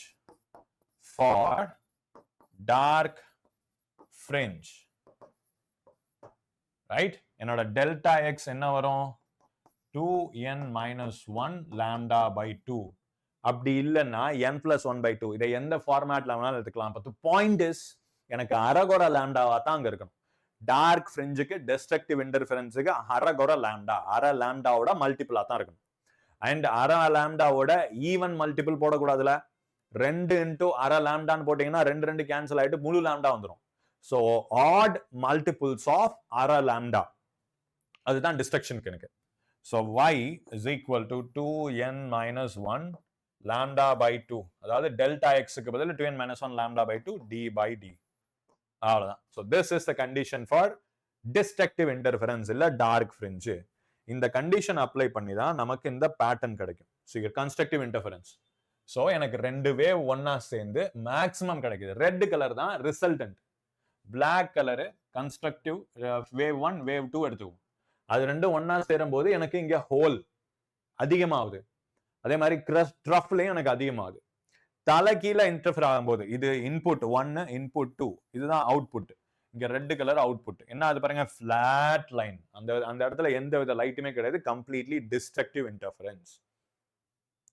இதுதான் கன்ஸ்ட்ரக்டிவ்க்கும் டிஸ்ட்ரக்டிவ் இன்டர்ஃபரன்ஸ். இப்ப நம்ம சொன்னதோட summary, right? So path difference is y into small d/d. அதுல இருந்து y எனக்கு வேணுமான்ற அளவுக்கு நான் மாத்தி எழுதிக்கலாம். கன்ஸ்ட்ரக்டிவ் இன்டர்ஃபரன்ஸுக்கு இன்டெக்ரல் மல்டிபிள்ஸ் ஆஃப் லாம்டா. என்னோட பாத் டிஃபரன்ஸ் டெல்டா எக்ஸ்ங்கிறது path difference, integral multiples of lambda. Destructive இன்டர்ஃபரன்ஸுக்கு டார்க் ஃப்ரிஞ்சுக்கு n - 1/2 போட்டுக்கலாம், 2n - 1 λ/2 எந்த ஃபார்மேட்ல வேணா போட்டுக்கலாம். பட் தி பாயிண்ட் இஸ் அரைகுறை. டார்க் ஃப்ரிஞ்சுக்கு அரைகுறையா தான் இருக்கணும். டிஸ்ட்ரக்டிவ் இன்டர்ஃபரன்ஸுக்கு எக்ஸாக்டா λ/2 ஆட் மல்டிபிள்ஸா இருக்கணும். இருந்ததுன்னா டன், அவ்வளவுதான், சொல்லி முடிஞ்சது. அண்ட் ஃபைனலி இது ஃப்ரிஞ்ச் வித் அப்படின்னு சொல்லுவோம். அந்த ஃப்ரிஞ்ச் வித்னா என்ன அர்த்தம்? இப்படி ஒரு பேட்டர்ன் எனக்கு கிடைக்குது, ரைட்? இது வந்து ஒரு டார்க் ஃப்ரிஞ்ச், இது dark fringe and bright fringe மாறி மாறி எனக்கு அல்டர்னேட்டிவ் பேட்டர்ன்ஸா கிடைக்குதுன்னு வச்சுப்போம். லெட்ஸ் சே அது இப்படி இருக்கும். Dark fringe and bright fringe. இப்போ இங்க 1 செகண்ட் பசங்களா. ஸோ இது வந்து ஒரு பிரைட் ஃப்ரிஞ்ச் எடுத்துப்போம். இது ஒரு பிரைட் ஃப்ரிஞ்ச், இது ஒரு பிரைட் ஃப்ரிஞ்ச், இது ஒரு பிரைட் ஃப்ரிஞ்ச், இது ஒரு bright fringe. So interference pattern இப்படி தான் இருக்கும் நமக்கு. அல்டர்னேட் பிரைட் அண்ட் டார்க் எனக்கு மாறி மாறி கிடைக்கும். இப்போ இந்த ஒரு ஃப்ரிஞ்சோட வித் என்ன அப்படின்னு கேட்பாங்க. இந்த ஒரு ஃப்ரிஞ்சோட வித் என்ன? This is beta, fringe with. அந்த ஒரு ஃப்ரிஞ்சோட திக்னஸ் இல்ல வித். அதை நம்ம எப்படி கால்குலேட் பண்ணலாம்? ரைட், n + 1 - n, அதாவது yn + 1 - yn. ரெண்டு கன்சிக்யூட்டிவ் ஃப்ரிஞ்ச் டிஸ்டன்ஸை நான் சப்ராக்ட் பண்ணனா I'll get a fringe width, right? yn + 1 - n. yn + 1னா இந்த பாயிண்ட் கிடைக்கும்னு வச்சுப்போம். yn இந்த பாயிண்ட் கிடைக்கும். அது ரெண்டுத்துக்கும் நடுவுல இருக்கிற டிஸ்டன்ஸ் தான் fringe width, ரைட்டா? அப்ப yn + 1 - yn நம்ம சப்ஸ்டிடியூட் பண்ணோம்னா n + 1 λd/d - n λd/d. நம்ம சால்வ் பண்ணும்போது இந்த n இந்த -n எல்லாம் கேன்சல் ஆயிடுச்சுன்னா λd/d மட்டும்தான் மீதி இருக்கும். இந்த ஃபார்முலா ரொம்ப முக்கியம். நேத்துக்கே போட்டிருப்போம்னு நினைக்கிறேன். ஒரு क्वेश्चनல நம்ம நேத்துக்கே இதை யூஸ் பண்ணிருப்போம். So fringe width beta equals λd/d. இது வந்து லீனியர் வித். ஒரு ஃப்ரிஞ்சோட லீனியர் வித் பீட்டா. இப்போ அந்த ஃப்ரிஞ்சோட ஆங்குலர் வித் கேட்பாங்க. ஆங்குலர் வித்னா என்ன? நான் ஸ்லிட்ல இருந்து, ஸ்லிட்டோட சென்டர் பாயிண்ட்ல இருந்து அந்த ஃப்ரிஞ்சுக்கு எவ்வளவு ஆங்கிள் இருக்கு அப்படின்னு கேட்பாங்க. அதுக்கு நான் என்ன பண்ணோம்? இந்த கேபிட்டல் டி டினாமினேட்டர்ல கொண்டு வர வேண்டியதுதான். So angular width theta equals beta by D equals lambda by D அப்படின்னு வந்து நிற்கும். So this is angular width. So normal fringe width, இது angular fringe width. that's the difference. இதுதான் general final condition. இந்த figure அப்படியே உங்க மைண்ட்ல இருக்கணும். constructive interferenceனா எனக்கு இந்த பாயிண்ட்ல இந்த எக்ஸ்ட்ரா path difference இருக்கு இல்லையா, this is path difference. ஆக்சுவலா இது கிடையாது, delta, it's a mistake. path difference இங்க எவ்வளவு இருக்கணும்னா, second, this is delta actually. இதெல்லாம் இருக்கு பாருங்க, இதுதான் டெல்டா பாத் டிஃபரன்ஸ். ரெண்டு வேவ் டிராவல் பண்ண பாத்துக்கு நடுவுல இருக்கிறது பாத் டிஃபரன்ஸ், ரைட்? டெல்டா. அந்த path difference should be integral multiples of n lambda. and இந்த vertical distance x ன்னு எடுத்துக்கமா, அந்த x ஓட வேல்யூ எப்படி இருக்கணும்? Delta should be n lambda. x என்னோட ஒரிஜினல் ஃபார்முலா என்ன வரும்? Delta d by d. but for bright fringe delta equals n lambda. தூக்கி substitute பண்ணா you'll get this formula finally. அதே மாதிரி dark fringe க்கு same thing, இங்கேயும் அதே தான். take this as delta, same formula, original formula same ஆ தான் வரும். x is equal to delta d by d. but for dark fringe delta is equal to ℓ lambda 1 by 2 lambda. தூக்கி substitute பண்ணா you'll get dark fringe. that's it. so interference, the core concepts over. இதுக்கு அப்புறம் இருக்கிறதெல்லாம் கொஞ்சம் குட்டி குட்டி concepts தான். intensity variation and intensity variation நீங்க மேத்தமேட்டிக்கலா அனலைஸ் பண்றதுக்கு ஒரு சிம்பிள் டெக்னிக் என்னன்னா, அது ஒரு வெக்டார் ஆம்ப்ளிடியூட் அப்படிங்கறத ஒரு வெக்டாரா கன்சிடர் பண்ணிக்கோங்க. ரெண்டு வேவ்ஸ் தனித்தனியா கொடுத்திருக்காங்க, அந்த ரெண்டு வேவோட ஆம்ப்ளிடியூட் கொடுத்திருக்காங்க. இப்ப அந்த ரெண்டு வேவோட பாத் டிஃபரன்ஸ் இல்ல ஃபேஸ் டிஃபரன்ஸ் ஏதோ ஒன்னு கொடுத்திருக்காங்கன்னு வச்சுக்கோ. ரெண்டு வேவோட ஃபேஸ் டிஃபரன்ஸ் நமக்கு கொடுத்திருக்காங்க. இப்ப அதை யூஸ் பண்ணி ரிசல்டன்ட் ஆம்ப்ளிடியூட் எப்படி இருக்கும்? ரிசல்டன்ட் ஆம்ப்ளிடியூட் எப்படி இருக்கும்னா, அதுக்கு ஜெனரல் ஃபார்முலா என்னன்னா, இப்போ A1 அப்படின்றது ஒரு ஆம்ப்ளிடியூடு, A2 அப்படிங்கிறது ஒரு ஆம்ப்ளிடியூடு, ரெண்டுக்கும் நடுவுல இருக்கிற ஃபேஸ் டிஃபரன்ஸ் 5. நம்ம கன்ஸ்ட்ரக்டிவ்க்கு ஃபேஸ் டிஃபரன்ஸே இருக்கக்கூடாதுன்னு பார்த்தோம். டிஸ்ட்ரக்டிவ்க்கு எக்ஸாக்டா ஆப்போசிட் ஃபேஸ் இருக்கணும். ஆப்போசிட் ஃபேஸ்னா என்ன? 180 டிகிரி ஃபேஸ் இருக்கணும்னு பார்த்தோம். எல்லா தடவையும் அதே மாதிரி ஃபேஸ் வராதுல்ல. ஒரு சில இடத்துல அந்த 0க்கும் 180க்கும் நடுவுல எனக்கு என்ன ஃபேஸ் வேணா வரலாம். சோ எக்ஸாக்டா 0 180 டிகிரி தான் இருக்கணும்னு அவசியம் இல்லை. எனக்கு எந்த ஒரு ஃபேஸ் வேணாலும் வரலாம். 0வா இருந்ததுன்னா பக்கா கன்ஸ்ட்ரக்டிவ், எனக்கு அதாவது மேக்ஸிமம் ஆம்ப்ளிடியூட் கிடைக்கும். அதுவே 0 இல்லாம எனக்கு 180 டிகிரி ஆப்போசிட்ல இருந்தா முட்டை, கம்ப்ளீட்டா முட்டை. சப்போஸ் அது ரெண்டும் இல்லாம வேற ஏதாவது இருந்ததுன்னா, ரெண்டுமே இல்லாம வேற ஏதாவது இருந்ததுன்னா, ரிசல்டன்ட் ஆம்ப்ளிடியூட் என்ன தெரியுமா? Formula simple, root of A1 square plus A2 square plus 2A1 A2 cos phi. இதுதான் ரிசல்டன்ட் ஆம்ப்ளிடியூட். இது எங்கேயோ பார்த்த மாதிரி இருக்குமே. சிம்பிள். A நார்மலா ரெண்டு வெக்டார் அடிஷன் பார்த்திருப்பீங்கல்ல, A square plus B square plus 2AB cos theta. ரெண்டு வெக்டார் அடிஷனோட ரிசல்டன்ட் ஃபார்முலா தான் அது. சோ நான் வேவையே வெக்டாரா ட்ரீட் பண்ணிக்கலாம். ரெண்டு வேவுக்கு நடுவுல இருக்கிற ஃபேஸ் டிஃபரன்ஸ் இருக்கு இல்லையா, அத நான் இங்க ஆங்கிளா, அந்த ரெண்டு வெக்டாருக்கு நடுவுல இருக்கிற ஆங்கிளா எடுத்துக்கலாம்.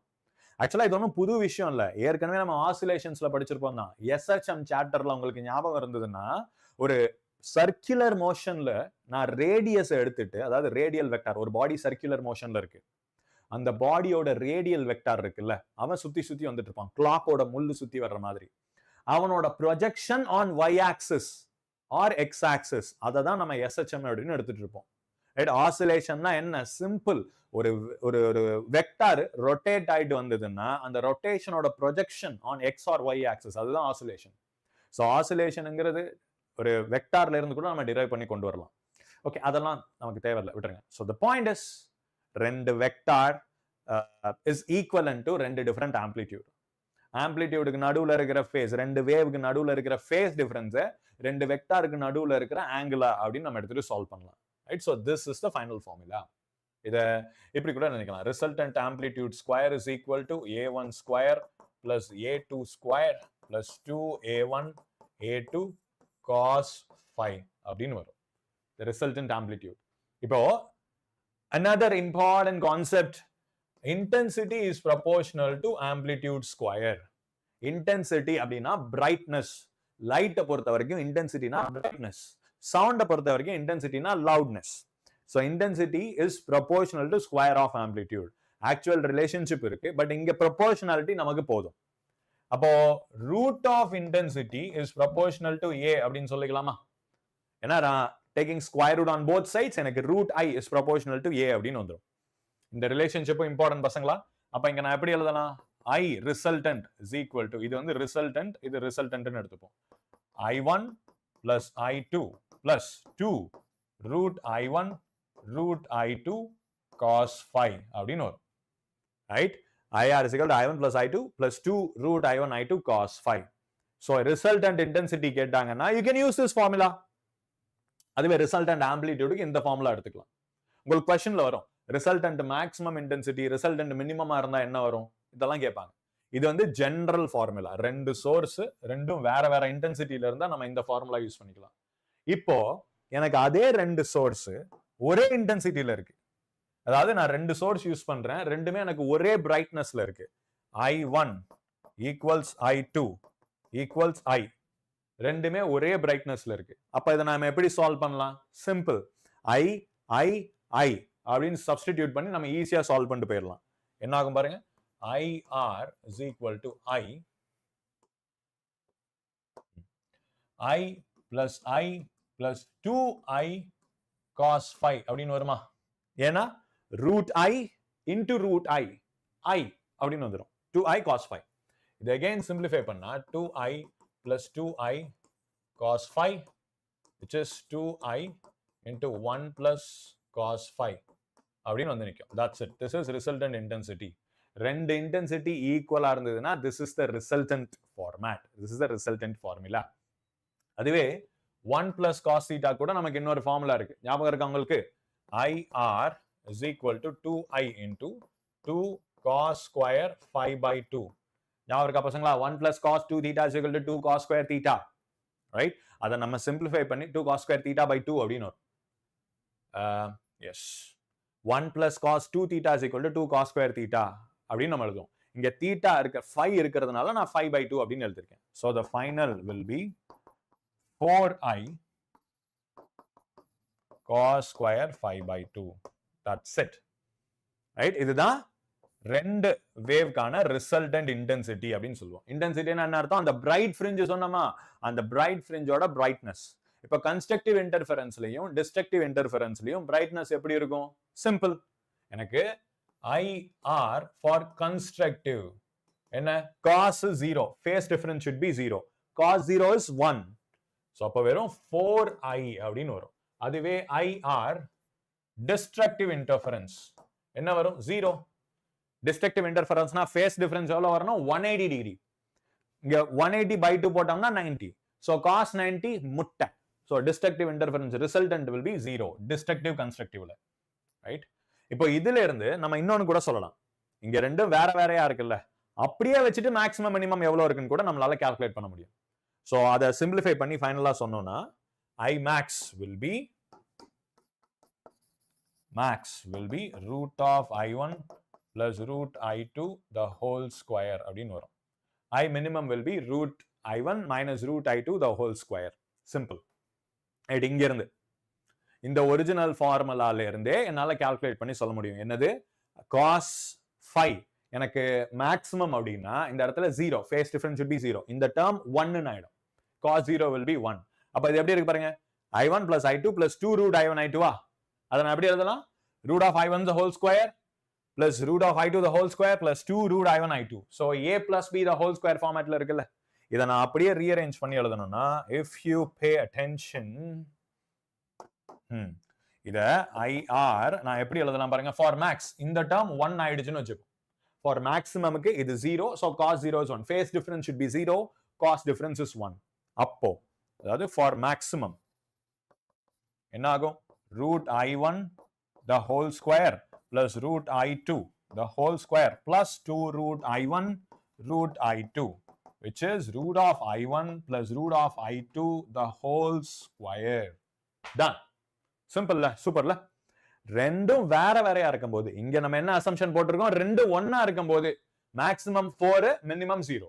இப்போ சப்போஸ் எனக்கு ரெண்டு ஒன்னா இல்ல, வேற வேறையாவே இருக்கு. அப்ப அந்த வேற வேறையா இருக்கும்போது மேக்ஸிமம் எவ்வளவு வருது பாருங்க. Root of I1 plus I2 the whole square. Right. அதே மாதிரி மினிமம் அப்படின்னா என்ன? cos 180. cos 180 என்ன? -1. அப்போ இந்த இடத்துல மைனஸ் வருமா? அப்ப இதே ஃபார்முலா எப்படி சேஞ்ச் ஆகும்? root I1 the whole square plus root I2 the whole square minus 2 root I1 I2. So I minimum is going to be, okay. So as you can see, I max is root I1 root I2 the whole square. I minimum will be root I1 minus root I2 the whole square. So maximum and minimum ரெண்டும் வேற வேறையா இருக்கும்போது for different, இது வந்து max minimum for different intensities. அதுவே same intensity இருக்கும்போது for same intensity I max is equal to, இங்கே substitute பண்ணி பார்க்கலாமே. I1 and I2 same அப்படின்னு சொன்னா என்ன ஆகும்? I1 க்கு பதிலா I2 க்கு பதிலா நான் வெறும் I அப்படின்னு substitute பண்ணலாம்ல. So root I plus root I will become 2 root I. Square பண்ணா 2 ஸ்கொயர் பண்ணும்போது 4 ஆயிடும். root I ஸ்கொயர் பண்ணும்போது I ஆயிடும். So the final answer is 4I. இதே தான் நமக்கு இங்கே வந்திருக்கு. தடா 4I. அதே மாதிரி இங்க மினிமம் போட்டா பாருங்க, for same intensity மினிமம் போடும்போது root I minus root I முட்டை. So 0 அப்படின்னு வந்துடும். ரைட், இந்த ஃபார்முலாஸ் எல்லாத்தையும் ஞாபகம் வச்சுக்கோங்க. ஆக்சுவலா this is kind of like a revision session. நான் கொஞ்சம் வேகமா போற மாதிரி தான் இருக்கும். பட் இது நம்ம ஃபர்ஸ்ட் டைம் பார்க்கறதுல this is kind of like a revision session. So இந்த ஸ்பீட்ல போனா தான் நம்ம சிலபஸ் முடிக்க முடியும். நம்ம டெஸ்ட்கான சிலபஸ் முடிக்க முடியும். Already 1 hour தாண்டிடுச்சு. Right, now we can move on to problems. Almost எல்லாம் முடிஞ்சிருச்சுன்னு நினைக்கிறேன். Yes, that's it. Now problems. First question. In Young's double-slit experiment, the source is white light. One of the slits is covered by red filter, another is by green filter. In this case, இது ஒரு conception question பசங்களா. அதுவும் பாருங்க 2025 இந்த வருஷம் கேட்ட question. நல்லா யோசிச்சு பாருங்க. எனக்கு ரெண்டு சோர்ஸ் இருக்கு, ரெண்டுத்துலயும் ஒயிட் லைட் வச்சிருக்கேன். ஒயிட் லைட்னா என்ன அர்த்தம்? அதுல இருந்து எல்லா கலரும் எனக்கு வருது அப்படின்னு அர்த்தம். இப்போ ஆல் தி 7 கலர்ஸ் விப்கியார்ல இருக்கிற 7 கலர்ஸுமே எனக்கு வருது. அதுல ஒரு சோர்ஸ்ல நான் ரெட் கலர் ஃபில்டர் போட்டாச்சு, இன்னொரு சோர்ஸ்ல கிரீன் கலர் ஃபில்டர் போட்டாச்சு. Right, red and green colour. இப்போ ஃபில்டர் அப்படின்னா என்ன அர்த்தம்? அவன் மீதி எல்லாத்தையும் ஃபில்டர் பண்ணிட்டு எனக்கு ரெட்டை மட்டும்தான் அனுப்புவான். இப்போ எப்படி சொல்லலாம்னா, நமக்கு ஒரு வெள்ளை கலர் லைட் இருக்குன்னு வச்சுப்போம். I have a source of white light. அந்த ஒயிட் லைட்டுக்கு முன்னாடி நான் ஒரு கிரீன் கலர் பாலித்தீன் பேப்பரை பிடிச்சி பார்த்தேன்னா எனக்கு எல்லாமே கிரீனா தான் தெரியும். ஸோ ஒரு கலர் டிரான்ஸ்பரண்ட் ஷீட்டோட மீனிங் அதுதான். எனக்கு ஒரு கலர் டிரான்ஸ்பரண்ட் ஷீட்னா என்ன அர்த்தம்? அந்த ஷீட்டுங்கிறவன் அந்த கலரை மட்டும்தான் வெளியே அனுப்புவான், மீதி எல்லாத்தையும் பிடிச்சி வச்சுப்பான். நார்மலா நம்ம காமன் சென்ஸ் வச்சு யோசிச்சு பார்ப்போமே. இப்போ ஒரு பாலித்தீன் கவர் இருக்கு, நமக்கு ஒரு ப்ளூ கலர் பாலித்தீன் கவர் இருக்கு. அதை தூக்கி நான் ஒரு வெள்ளை கலர் லைட்டுக்கு முன்னாடி தூக்கி பிடிச்சி பார்த்தேன்னா எனக்கு ப்ளூ கலர்ல தானே அது வெளிச்சம் தெரியும். ஸோ அங்க என்ன நடக்குது? அந்த பாலித்தீன் வந்து அந்த பிளாஸ்டிக் கவர் வந்து மற்ற எல்லா கலரையும் பிடிச்சி வச்சுக்கிட்டு வெள்ளை கலர் மட்டும் அனுப்புறான்னு அர்த்தம். ஸோ இங்கேயும் அதே தான் நடக்குது. ரெட் ஃபில்டர், கிரீன் ஃபில்டர், அவங்கள்ட்ட இருந்து வெளியே போற லைட்ல வெறும் அதுல ரெட் மட்டும்தான் இருக்கும், ரெண்டாவது இதுல கிரீன் மட்டும்தான் இருக்கும். இப்ப அவங்களோட இன்டர்ஃபரன்ஸ் பேட்டர்ன் எப்படி இருக்கும்? ஆன்சர் சொல்ல முடியுமா? there shall be alternate fringes for red and green. அடுத்தது there shall be an interference pattern for red distinct from that of green. அதாவது ரெட்டுக்கு தனியா இன்டர்ஃபரன்ஸ் பேட்டர்ன் ஒன்னு இருக்கும், கிரீனுக்கு தனியா இன்டர்ஃபரன்ஸ் பேட்டர்ன் ஒன்னு இருக்கும். அடுத்தது there shall be an interference pattern where each fringe pattern center is green and outer edge is red. என்னல இது கலர் கலரா கதை சொல்லியிருக்காங்க. each interference pattern, அதாவது சென்டர்ல கிரீன், அதை சுத்தி ரெட் இருக்குமா, சென்டர்ல பச்சை கலர், அதை சுத்தி சிவப்பு கலர், கடைசியா there shall be no interference fringes. இப்ப என்னோட பதில் என்ன? there shall be no interference fringes. ஏன் அப்படின்னு யோசிச்சு பாருங்க. நம்ம இந்த செஷன் ஆரம்பிக்கும் போதே கண்டிஷன்ஸ் அப்படின்னு போட்டு ஆரம்பிச்சோமா, the terms and conditions. முதல் பாயிண்ட் என்ன? இந்த வேவ் இன்டர்ஃபரன்ஸ் நடக்கணும்னா they should have the same frequency and bracketக்குள்ளார same wavelength அப்படின்னு போட்டுறணும். ஒரே frequency இருந்தா ஒரே wavelength தான் இருக்கும். ஏன்னா ஒரு மீடியம்ல speed is going to be same. So same frequency and same wavelength are the mandatory conditions. இங்க red and green color are different wavelengths. அப்ப அதுங்களுக்குள்ளார இன்டர்ஃபரன்ஸ் நடக்கவே நடக்காது. So no interference fringes. அதாவது இன்டர்ஃபரன்ஸ் நடக்காதுன்னு நான் சொல்ல முடியாது. இன்டர்ஃபரன்ஸ்னால எனக்கு fringe எதுவுமே வராது. They will undergo superposition. But எனக்கு அதனால fringes எதுவும் வரவே வராது. ரெண்டு கலரும் மிக்ஸ் ஆன மாதிரி எனக்கு தெரியும். நம்ம பெயிண்ட் எடுத்து ரெண்டு கலரையும் மிக்ஸ் பண்ணி விட்டா எப்படி இருக்கும்? ஸோ எனக்கு அந்த ரெண்டு கலரும் மிக்ஸ் ஆன மாதிரி தெரியுமே தவிர separate fringes, bright fringe, dark fringe எனக்கு தெரியவே தெரியாது. Right? So the answer is option D. Reason என்ன? Different wave length. ஸோ இது ரெண்டுமே எனக்கு கொஹரண்ட் சோர்ஸ் கிடையாது. No interference. Next question. In Young's double-slit experiment, the slits are separated by 0.2 mm. So, இதுக்கு என்ன alphabet use பண்ணணும்? D. Slit separation is 0.2 mm. Slit separation is 0.2 mm. If the slit separation is increased to 0.4 mm, this is D1 அப்படின்னு வச்சுப்போம். D2 increased to 0.4 mm. Then the percentage change in the fringe width is, fringe widthல இருக்கிற percentage change என்ன? So கொடுத்திருக்கிற question ரொம்ப simple, கேட்டிருக்கிற டிமாண்டும் ரொம்ப simple. So what is the question? ரெண்டு fringe width initialல இருந்து finalக்கு change ஆகுது. Sorry, slit distance between the slits எனக்கு increase ஆகுது. What's happened? What is going to happen to the fringe width? So beta ஓட formula என்ன?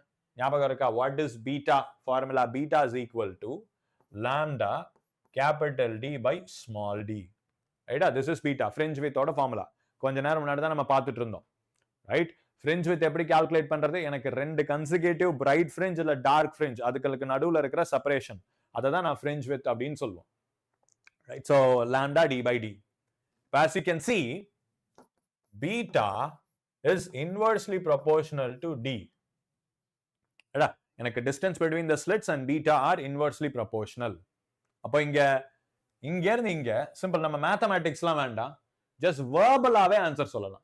எனக்கு இங்க fringe width டபுள் ஆகுது. ரைட்? Inversely proportional. அப்போ ஒரு குவான்டிட்டியை நான் டபுள் பண்ணேன்னா இன்வெர்ஸ் ரிலேஷன்ஷிப்பா இருந்தா இன்னொரு குவான்டிட்டியை பாதி ஆக்குறேன்னு அர்த்தமா? ஸோ ஒரு குவான்டிட்டியை நான் டபுள் ஆக்கி விட்டேன்னா இன்னொரு குவான்டிட்டியை பாதி ஆக்கி விடுறேன்னு அர்த்தம். சே ஃபார் எக்ஸாம்பிள், நம்ம ஒரு 100 கிலோமீட்டர்ஸ் ஜர்னி டிராவல் பண்ணணும். 100 kilometers per hour ஸ்பீட்ல போனா 1 hour. அதுவே நான் 200 kilometers per hour ஸ்பீட்ல போனா half an hour. ஏன்னா இன்வெர்ஸ் ரிலேஷன்ஷிப் இல்ல. Same thing. இங்க எனக்கு distance between the slits double ஆயிருக்கு. ஸோ அப்போ fringe width எனக்கு half ஆயிருக்கும். Right? It would have become half of the original. அப்ப அதை நம்ம மேத்தமேட்டிக்கலா எப்படி சொல்லலாம்? 50%. அவ்வளவுதான். No, the fringe width changes by 50%. இல்ல, இது எனக்கு புரியல, எனக்கு மேத்தமேட்டிக்கலாவே சொல்லுங்க அப்படின்னா simple. Beta 1 is lambda d by delta 1. கரெக்டா? இப்போ beta 1 is lambda d by delta 1. Beta 2 is lambda d by delta 2. I mean d2. Lambda d by d2. இப்போ d1 என்ன? Lambda d by d1 is 0.2. இங்க lambda d by 0.4. அவ்வளவுதான். So இதை நம்ம எப்படி எழுதிக்கலாம்னா lambda d by 2 into 0.2 அப்படின்னு எழுதலாமா? 4ங்கிறத 2 into 0.2 அப்படின்னு எழுதிக்கலாம். இப்போ இதுக்கு பதில் beta 1 by 2. Right? So beta 2 is beta 1 by 2. அப்போ எனக்கு எவ்வளவு குறைஞ்சிருக்கு? half ஆகிடுச்சு, which means 50%. So the percentage change in the fringe width is 50%. Done. So simple. அடுத்த question. பாருங்க. Width of one of the slits in Young's modulus of slit interference experiment is half of the other slit. The ratio of the maximum to the minimum intensity of the interferences. And இங்க நான் இன்னொரு விஷயம் சொல்லணும். ஸ்லிட்டோட width தான் brightness கொடுக்கும் இல்லையா? நல்லா யோசிச்சு பாருங்க. நான் வாட்டை கொஞ்சோண்டு போட்டிருந்தேன்னா எனக்கு கொஞ்சோண்டு பிரைட்னஸ் தான் வரும். அதே வாட்டை பெருசா போட்டு விட்டுருந்தேன்னா எனக்கு பெருசா பிரைட்னஸ் வரும். ஸோ ஸ்லிட்டோட width அதிகமாச்சுன்னா மோர் இன்டென்சிட்டி, ஸ்லிட்டோட width கம்மியா இருந்ததுன்னா கொஞ்சமான இன்டென்சிட்டி. கரெக்ட் தானே? இது நம்மளால நார்மல் காமன் சென்ஸ் வச்சு புரிஞ்சுக்க முடியுது இல்ல? ஸோ அதோட டைரக்ட் ரிலேஷன்ஷிப் என்னன்னா slit width is directly proportional to intensity. Right? எனக்கு அந்த ஸ்லிட்டோட width, ரெண்டு ஸ்லிட் வச்சிருப்போமா, S1 and S2, அந்த slit width is directly proportional to intensity. இப்போ என்ன Young's double-slit experiment, ரெண்டு ஸ்லிட்ல the width of one of the two slits is half of the other one. So ஒரு ஸ்லிட்டோட width half of the other slit. அப்ப ஒரு ஸ்லிட்ல இருந்து வர intensity half of the other one. அப்ப நம்ம 1 2ன்னு எடுத்துப்போம். Let's take I1 as 1. I2 as 2. அப்ப என்ன அர்த்தம்? எனக்கு ஃபர்ஸ்ட் ஸ்லிட்ல இருந்து வர்ற இன்டென்சிட்டி ரெண்டாவது இன்டென்சிட்டியோட பாதி. சோ இங்க 2 அங்க 1 அவ்வளவுதான். Simple. So simple. So question தான் கொஞ்சம் பார்க்க காம்ப்ளிகேட்டடா இருக்கும், but that's it. I1 is 1, I2 is 2 அவ்வளவுதான். இந்த நம்பர்ஸ் கூட நம்ம நம்பரா எடுக்கணும்னு அவசியம் இல்லை. You can take alphabets also. I0 இங்க 2I0 ன்னு எடுக்கலாம். இல்ல அங்க I0/2 இங்க I0. Anything is fine. ஏன்னா ரேஷியோ பேஸ்ட் क्वेश्चनல we can take whatever values we want. இப்போ இதுல மேக்ஸிமம் அண்ட் மினிமம் வேணும். I max by I minimum.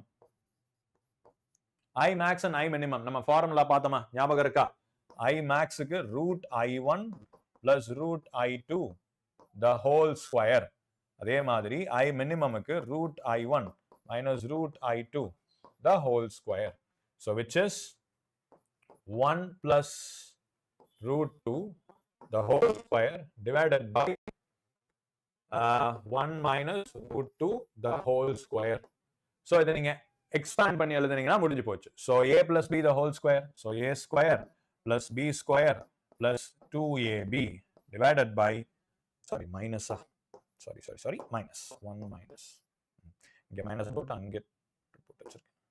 1 minus a square plus b square minus 2ab.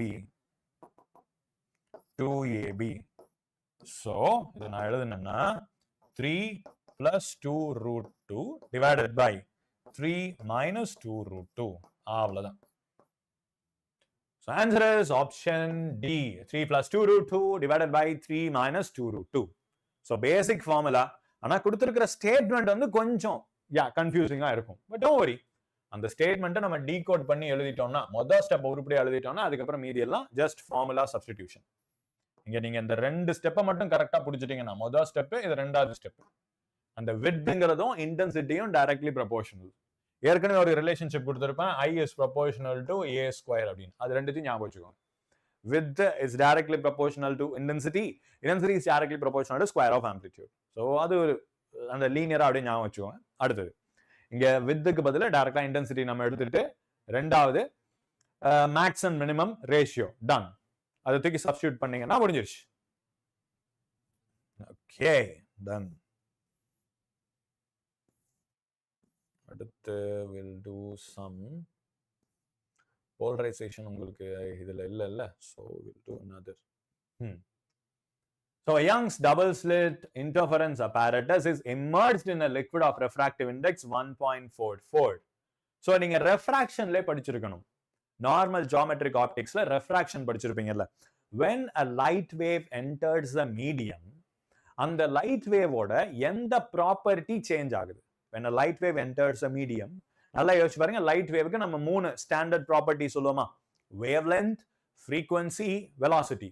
So ஒரு light wave ஒரு மீடியம்குள்ள enter ஆகும்போது which out of the 3 is changing? அந்த மூணுத்துல எந்த property change ஆகுது?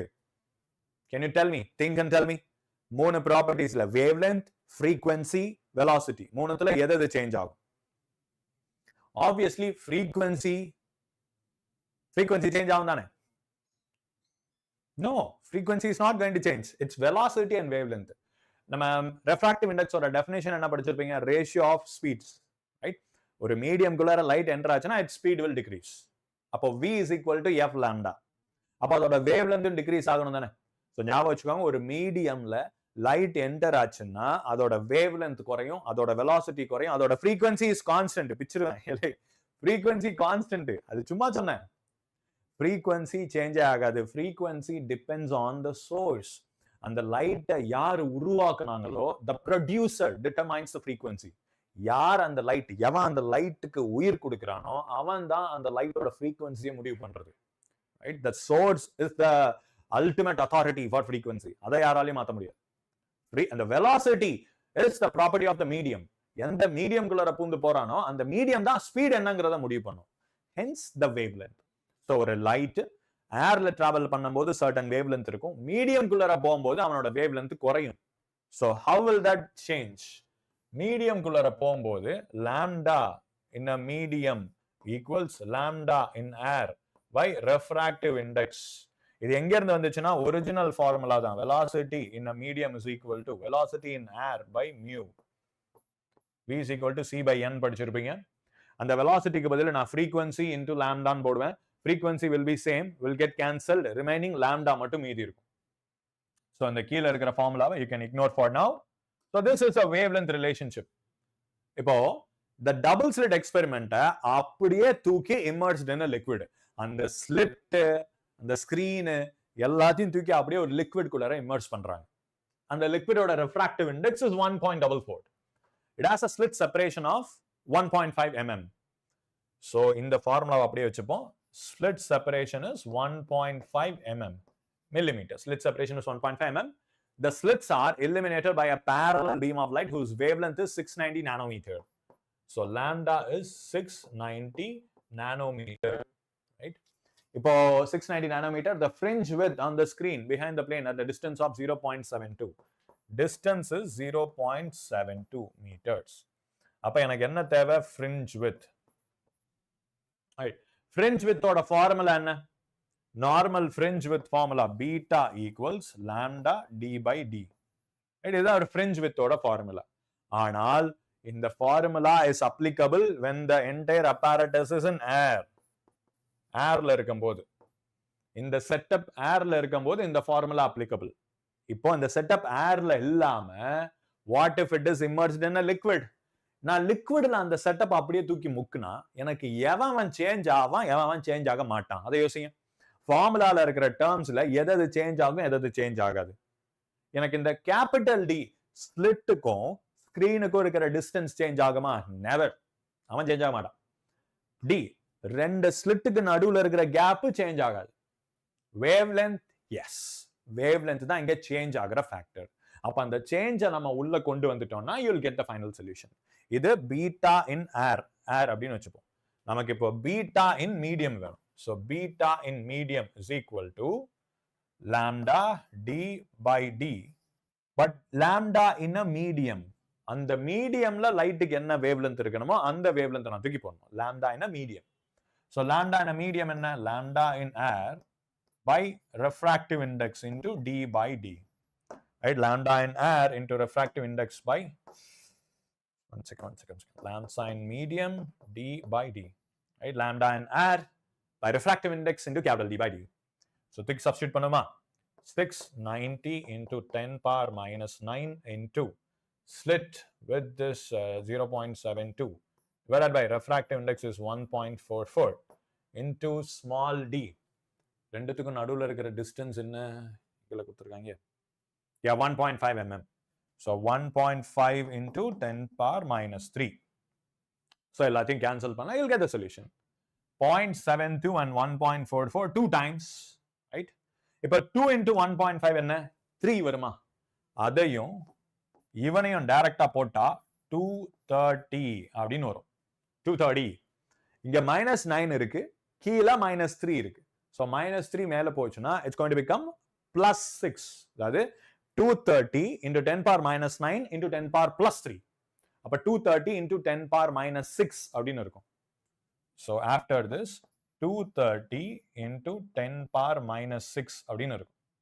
இதை நான் திருப்பி எப்படி மேனிபுலேட் பண்ணலாம்? 10 power minus 3ங்கிறத sorry 6 10 power minus 6 10 power minus 3 into 10 power minus 3 அப்படின்னு எழுதி ஒரு 10 power minus 3 மட்டும் நான் 230 கூட மல்டிப்ளை பண்ணா எனக்கு என்ன வரும்? The final answer is going to be 0.23 mm அப்படின்னு வரும். So in the part, the conversion I am leaving it to you. So 0.23 mm. So on the conversion நீங்க போட்டு பாருங்க, you get the final solution. Answer is 0.633 இங்க இருக்கு 0.23 millimeters. That's it, done. All right. And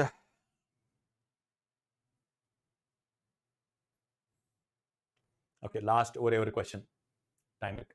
The Young's double-slit interference experiment is performed using a light consisting of 480 nanometer and 600 nanometer wavelengths to form interference pattern. Okay, ரெண்டு different wavelengths use பண்ணி interference try பண்றாங்க. The least number of bright fringes of 480 nanometer that are required for the first coincidence with the bright fringes formed by 600 nanometer light.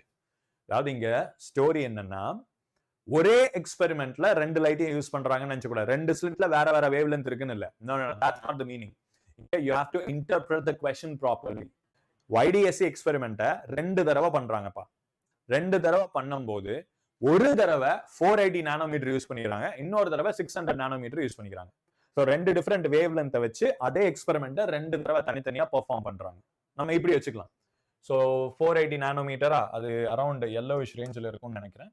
So நம்ம yellow colour light use பண்ணும்போது right, இதுதான் two source, எனக்கு interference pattern இங்க கிடைக்கும். இதுதான் screen, இதுதான் centre point, right. இதுதான் ரெண்டு ஸ்லிட் அப்படின்னு எடுத்துப்போம். இந்த ரெண்டு ஸ்லிட்டுக்கு நடுவில் இருக்கிற distance d as always, this is capital D. இதுதான் y அப்படின்னு எடுத்துப்போம். சரியா, yellow கலர் லைட் யூஸ் பண்ணும்போது. இப்போ சேம் எக்ஸ்பெரிமெண்ட், சாரி 480, இது வந்து 480 நானோமீட்டர் அப்படின்னு எடுத்துப்போம். 480 நானோமீட்டர், ரைட். அடுத்து 600 நானோமீட்டர் சேம் எக்ஸ்பெரிமெண்ட் ரிப்பீட் பண்றாங்க. இதே செட்டப்ல 680 நானோமீட்டர் வச்சு ரிப்பீட் பண்றாங்க. அதுக்கு will give a different color, let's say blue. எல்லாமே சேம், எதுவுமே சேஞ்ச் ஆகல. Right, 680 nanometer. So same, the distance between the two, இது அதே செட்டப் D, இங்க இருக்கிறது கேபிட்டல் D, இங்கேயும் எனக்கு அதே டிஸ்டன்ஸ் வருது. அதாவது இங்க क्वेश्चनல என்ன கேக்குறாங்கன்னா, நான் 480 நானோமீட்டர் வச்சிருக்கேன், 600 நானோமீட்டர் வச்சு அந்த எக்ஸ்பெரிமெண்ட்டை நான் ரெண்டு தடவை திருப்பி பண்றேன். இப்போ எனக்கு என்ன, அந்த ஸ்டேட்மெண்ட்டை கொஞ்சம் கேர்ஃபுல்லா படிச்சீங்கன்னா புரியும். The least number of bright fringes of 480 nanometer. அப்போ எனக்கு 480 நானோமீட்டர் அதோட bright fringe பத்தி தான் கேள்வி. Right, the least number of bright fringes for 480 nanometer light that are required for the first coincidence with the bright fringe formed by 600 nanometer. அப்ப இந்த 600 நானோமீட்டர்னால வர bright fringe இருக்கு இல்லையா, அவனும் 480 நானோமீட்டரோட bright fringeம் ஒரே ஹைட்ல வரணும். they should coincide. அதுதான் கண்டிஷன். 600 நானோமீட்டர் and 480 நானோமீட்டர் ரெண்டுமே ஒன்னோட ஒன்னு கோயின்சைட் ஆகணும். மீனிங் ஒரே லெவல்ல வரணும். அப்படி ஒரே லெவலுக்கு வரணும்னா the minimum number of bright fringes for 480, அதுதான் question. the minimum number of bright fringes for 480. அப்போ இங்க எத்தனை fringe தாண்டி இந்த 480 நானோமீட்டர் வர்றப்போ இந்த 600 நானோமீட்டருக்கும் 480 நானோமீட்டருக்கும் ஒரே லெவல்ல பிரைட் fringe வரும். அதுதான் கேள்வி. ஐ திங்க் இது புரியுதுன்னு நினைக்கிறேன். ஸோ the point is, ரெண்டு டிஃப்ரெண்ட் கலர்ல இருந்து இன்டர்ஃபரன்ஸ் பேட்டர்ன் வருது. ஒரு சர்டன் ஹைட்ல ரெண்டு பிரேயரோட பிரைட் ஃப்ரிஞ்சும் கோயின்சைட் ஆகுது. அப்ப அந்த கோயின்சிடன்ஸ் பாயிண்ட் வர்ற வரைக்கும் அந்த 480ல எத்தனை பிரைட் ஃப்ரிஞ்ச் ஆகுது கோயின்சைட் ஆகுது அப்படின்னா ரெண்டுமே ஈக்குவல் நம்பர் வராதுல்ல, வேற வேற வேவ் லென்த். மேபி இங்க 3 இருக்கலாம், இங்க 4 இருக்கலாம், இங்க 5, அங்க 6, கண்ணா பண்ண நம்பர் மாறி மாறி வரலாம். சோ மினிமம் எத்தனாவது பிரைட் ஃப்ரிஞ்ச் 480க்கு வரும்போது அவனோட அதே லெவல்ல எனக்கு 600க்கு பிரைட் ஃப்ரிஞ்ச் வந்திருக்கும். அதுதான் கேள்வி. சோ இங்க அந்த ரெண்டுத்தோட y should be equal. So y for 480 should be equal to y for 600. And இங்க காமனா we are talking about bright fringe. நம்ம bright fringe பத்தி தான் பேசிட்டு இருக்கோம். இப்போ bright fringe ஓட ஃபார்முலா என்ன? n1 lambda 1 capital D by D is equal to n2 lambda 2 capital D by D. At n lambda capital D by small d. இப்போ common டேர்ம்ஸை cancel பண்ணி விட்டுருங்க. டிங் டிங் கேன்சல் ஆயிடுச்சா? இப்போ lambda 1 lambda 2 வேல்யூ என்ன? n1 lambda 1 ஓட value 480 equals n2 into 600. ரைட்டா? So n1 480 into n2 600. 480 and 600 ரெண்டுத்துக்கும் இருக்கிற காமன் என்ன வரும்? 480 and 600. 480 and 600 ஓட காமன் LCM நம்ம டிவைட் பண்ணோம்னா this will be 4 times 12 டேபிள்ல 120 டேபிள்ல this will be 5 times. So 4n1 equals 5n2. கரெக்டா? So 4n1 equals 5n2. அப்ப இதோட மீனிங் என்ன நமக்கு? fourth bright fringe for 480 equals fifth bright fringe for 600. Right? Fourth bright fringe for 480 should be equal to fifth bright fringe for 600. Correct? புரிஞ்சா பசங்களா? So hence you have your answer. 4n1 equals 5n2. அவ்வளவுதான். So the minimum number என்னன்னு இதுல நீங்க கண்டுபிடிச்சு mark பண்ண வேண்டியதுதான். Ton. அடுத்த क्वेश्चन போலாமா?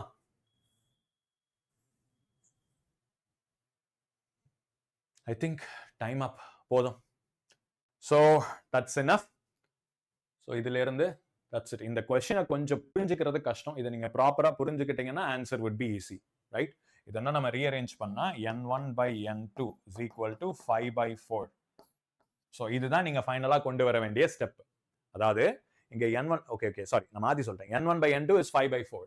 So 5th 480 equals 4th 600. அஞ்சாவது 480 mm வேவ் லென்த்ல இருக்கிற அஞ்சாவது பிரைட் ஃப்ரிஞ்சும் 600 mmல இருக்கிற நாலாவது பிரைட் ஃப்ரிஞ்சும் எனக்கு கோயின்சைட் ஆகும், ரைட்? இந்த இடத்துல நம்ம பிரைட் ஃப்ரிஞ்ச் கால்குலேட் பண்ணோம்னா மஞ்சள் கலர்ல நமக்கு 1 2 3 4 அஞ்சாவது. ஸோ அஞ்சாவது மஞ்சள் கலர் பிரைட் ஃப்ரிஞ்ச் எங்க வருதோ மஞ்சள் கலர்ன்ற பாருங்க 400 480 ஸோ 480ல அஞ்சாவது ஃப்ரிஞ்ச் எங்க வருதோ ப்ளூ கலர்ல அந்த இடத்துல நாலாவது ஃப்ரிஞ்ச் இருக்கும். 1 2 3 4, ரைட்? அவங்க ரெண்டு பேரும் கோஇன்சைட் ஆவாங்க. அதுதான் क्वेश्चनல கேக்குறது, right? n1 by n2 is 5 by 4. So அப்போ n1ங்கிறது அஞ்சாவது bright fringe for 480 is equal to நாலாவது bright fringe for 600 mm. So இங்க क्वेश्चनல என்ன மினிமம் நம்பர் ஆஃப் 480 ஓட கேட்டிருக்காங்க. ஸோ அஞ்சாவது தான் should be your answer. Number 5 should be your answer. So 480 ஓட நம்பர் வந்து 5, அதுதான் உங்க ஆன்சரா இருக்கும். இதுவே 480 the minimum number of 600 அப்படின்னு கேட்டிருந்தா you have to go for 4. Minimum 600 நானோமீட்டர்ல எனக்கு நாலாவது பிரைட் ஃப்ரிஞ்ச், 480 நானோமீட்டர்ல அஞ்சாவது bright fringe. So n1 by n2 ratio 5:4. Done. Okay, so time ஆயிடுச்சு. All the best for the next test. அடுத்த டெஸ்ட்டை நல்லா பண்ணி முடிங்க. நெக்ஸ்ட் செஷன்ல பார்க்கலாம். பாய்.